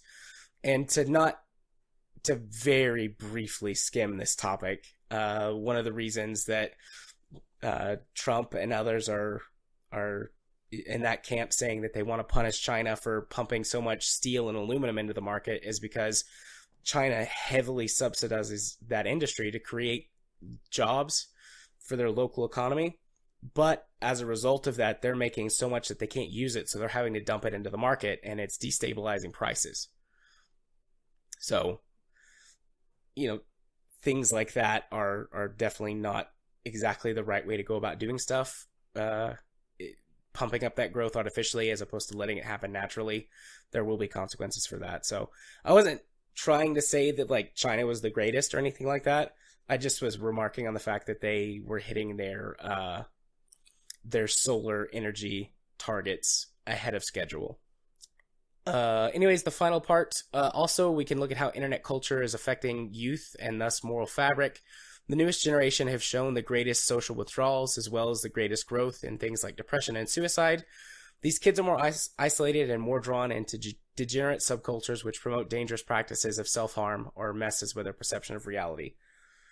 So, to some extent, maybe. There are a lot of factors that make it really difficult to determine at this time. We're not far enough out from the millennial generation to be able to look back and have done enough research to determine what the causes of these things are. The growing awareness and acceptance of psychotherapy in the United States and around the world has really inflated the numbers of the amount of cases of depression and anxiety and mental health issues that we've had in the last couple of decades. I'm going to pause for a second. So that's where part of that is coming in. Millennials have also been handed the worst economy in the last half century or so. And while there are some improvements, overall it's projected to get a lot worse due to the fact that computers, automation, robotics, and things like that are hitting such sophisticated levels. And so there is quite a strong belief that that also has something to do with how much the millennials and the younger Gen Xers suffer from depression and suicide and things like that. Our culture or our society as a whole is really shifting from the rural area to a more urbanized area, which leaves a lot of communities high and dry with, again, economic issues, and that also is a big proponent in depression, and then suicides comes from things like that. The internet absolutely plays a part in that. I did some studies while I was in undergrad and working on my master's degree that dealt with this sort of thing and how the internet is affecting culture. It was really hard to draw some conclusive data. What I was able to find when I did that research, and this has been anywhere from 2 to 6 years ago, depending on exactly when it was I did it. But the data that I was able to pull together showed that millennials in particular actually were socializing more. They were socializing less with those around them, choosing to find communities online that had their same set of belief values, which carries its own set of positives and negatives. I'm not just saying that that's a good thing. I mean, if you get an echo chamber of like r/the Donald, then you get a community of hatred-filled people, and that's not good. But it has based on the research that I did, it seemed to have a more net positive as opposed to, probably in another 10 to 15 years, we'll really be able to pick through all the data collected for the generation and maybe some of, what is the next one, Gen Y, and put some of that together and find out what the real causes of all of this is. But we're still too close to it to really determine how much of what thing is causing how much of what issue. I do have one question. Do you think the internet has also amplified some of the fringe where it's more apparent that these are happening. I would say so. So it's not so much that if to, the problem's worse, the problem is just louder.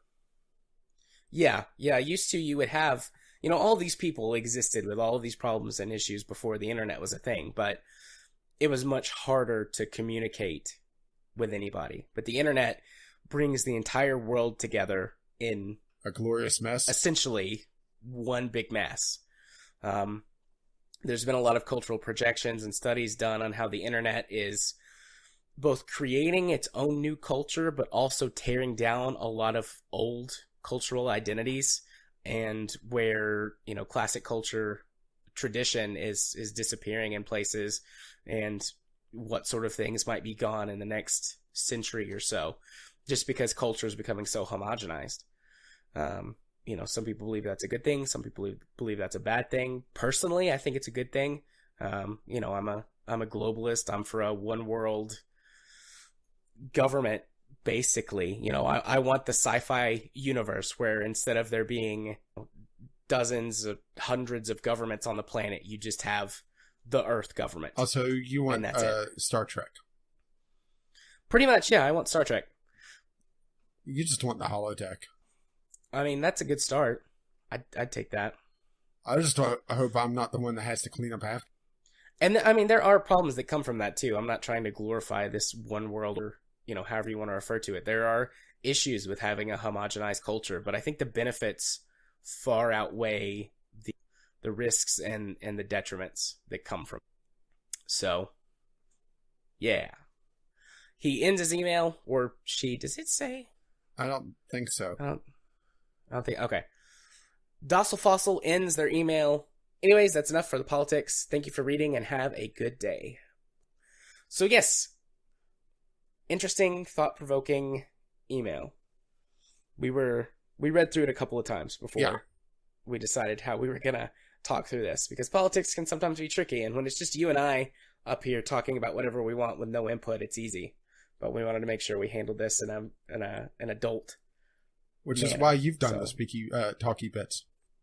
Yeah, we hope you've done your email justice, Fossil, and I hope that I didn't scare you off by getting all educational or you got that whatever. good book learning. I do. I paid good money to get that good book learning, so I'm glad I'm able to apply it on an internet podcast with a niche audience.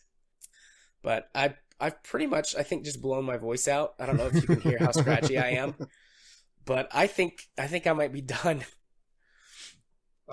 Maybe we should have done the news topic just to give me time to talk so you could have rested a little bit more. A little late for that, though. Yeah. Oh, well. Want to move on to the part of the podcast where I go first? Sure? You want to go first? Yeah, I might as well just get it over with. I'm going to take a drink of water first. All right. If you want to find me on the interwebs, on YouTube specifically, you can search for Gaming Psychologist. And for the things coming up on my channel, I've started playing a little bit of Elite, trying to figure out the new stuff. And there's some big changes, there's some little changes, and there's a lot of issues that Frontier developers, or Developer Studios, whatever their studio name is, are desperately working around the clock to fix with their hair on fire. So probably an extra week or two before any of that content starts coming out, because they're rapidly changing stuff in the game to try and fix what they broke. As for the whole thing about Black Panther, I promise I have not forgotten. I'm going to do that. I didn't get to record it to stick it on the end of last week's podcast because I had to get ready for my sister-in-law to come. And then I was going to do it over the weekend, and I spent the entire weekend in a combination of an allergy and drug haze. Like you do. Fingers crossed I get to do that, record that tomorrow, or maybe Thursday, and get that published by Friday or Saturday. That's the plan. Also, there's more Kerbalcast episode archives coming up. Got to do the next batch of those and put them up, but yep, those are still coming. And that's it for for my YouTube channel right now. Unless we haven't talked about this whenever we put Divinity up. I want to give it a couple of weeks, make sure that we actually get another recording in. Okay. Well, all that stuff's sitting on my YouTube channel ready for me to just turn it live, so that'll be there eventually. If you want to follow me on Twitter, where you can see me tweet about all kinds of things, this week it's been politics and allergies. Politics is pretty heavy on my Twitter account for the last 18 months, and it isn't going anywhere anytime soon, I don't think. Although I did have an interesting tweet today about an awesome Catholic priest that I met. You can check that out over on my Twitter at JMA4707. If you want to watch me stream games on Twitch, you can do so over at twitch.tv/jarthur4707. I don't remember what the next game is on the list. Tabletop but this Simulator. Twitch schedule is up. Oh, it is? Oh, good. Yeah, So, but the thing is this that week. by the time this releases, it would be in the past. Well, whatever. It's fine. The list is on my... Is that my pinned tweet? If it's not, I'll make it my pinned tweet so that you can just go to my Twitter account and find the list. Yeah, I really should add that back to the show. Also, if you want to be my friend on Steam, you can do so by sending a friend request to jarthur4707 on Steam. I accept all friend requests from lovely people. I got everyone's questions posted on our sheet. What sheet? Or on our notes page. Our show notes page, so that we have them. We just had a really, really full week this week, and we had a letter, so we didn't do a question. But I have your questions. They will be coming soon-ish. And if you wish to let me know exactly what episode of the podcast you're coming from, the password for this week is Chupacabra. I feel like you've used that one before. I didn't find it on my list. Okay. Maybe you've just said it before. Let's put it this way: if I've used it before, I didn't copy it down properly because I have a list of all my words, including the episode that we didn't get to do a password because your power went out. Right. Forgot about that. Anyway, Chupacabra. So, my YouTube channel, it's a light week once again, just because I sat down and I didn't feel like playing Civ. Maybe playing Civ was a bad idea. Maybe it's just have my SEO not set up right. I'm just not attracting any attention. Granted, my YouTube channel is kind of light on traffic anyway, since I got demonetized. Fucking YouTube. I just saw a major dip on my overall views, so I'm not sure if it's just that or it's just I suck at Civ, which, okay, I suck at Civ, but still. That doesn't hold people back from watching videos anyway, right? Absolutely. But I do have RimWorld still going on. Netherwallop is actually doing fairly well. We just came out of a toxic fallout. And I was talking about Dwarf Fortress Lights, and, well, I have probably 600 hours in RimWorld. Probably more than that, actually. I'd have to sit down and look at the master list to try to even calculate that. But, yeah, RimWorld's still ongoing. Interesting things are always going down. The next episode is really funny. I'm going to tease the title of it. One problem solves another. All right. Yeah. But RimWorld's still ongoing. We'll hopefully keep that going for quite a while because I really enjoy RimWorld. Divinity, want to give it a couple more weeks, see if we could build up some episodes so we could have a little bit of a backlog for when you die of your allergies again. I mean, can you blame me there? No, it'll definitely happen. Ragweed pollen hasn't even started yet, and that's the worst one for me. Maybe we should just put you in a bubble. I would love that.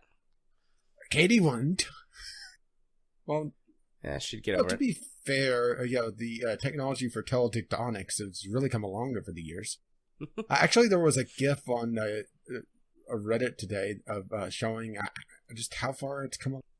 I'm sure you've seen it. If not, I don't think I guess you're gonna have to go hunt it down. At first, I didn't realize what it was. It's like, what the hell? Oh, that's a dildo. But yeah, we're way off course. What else is new? Well, not the Sunday Sampler because, well, actually, the Sunday Sampler will be new because it's a game I've never played. But that's kind of the point. And well, you already know my plans for it, and I'm looking forward to it. I haven't done my playtesting for it yet. Oh, let's this way. Next week's going to be interesting games we played. Looking forward to it. I had to tease you. Whenever I got that code, I was so happy. But you'll have to tune in next week, or just check out my YouTube channel, Game with Caffeine Rage, to see exactly what the Sunday Sampler holds, or just see me tweet on GamingOCR on the Twitter. I was bitching and moaning about the YouTube scheduler misfiring again, and Rimworld not releasing on time, which the YouTube scheduler just sucks. Yeah, I have issues with it fairly often. Let's just put it this way. I realized that my video didn't release, and I thought, okay, I just didn't hit save preferences. I loaded up and it said, there was an error saving your date. Well, the date's right there. Oh, for fuck's sake.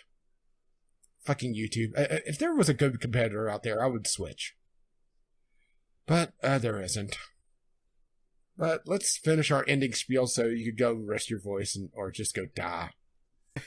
Yeah, I gotta go wake Katie up too, so. Yeah, well, if you wish to contact us, I said it in the beginning of the episode, so I'll say it again, VGLpodcast@gmail.com with your letters, voicemails, gaming-related topics, or questions. Or just tweet us, VGLpodcast.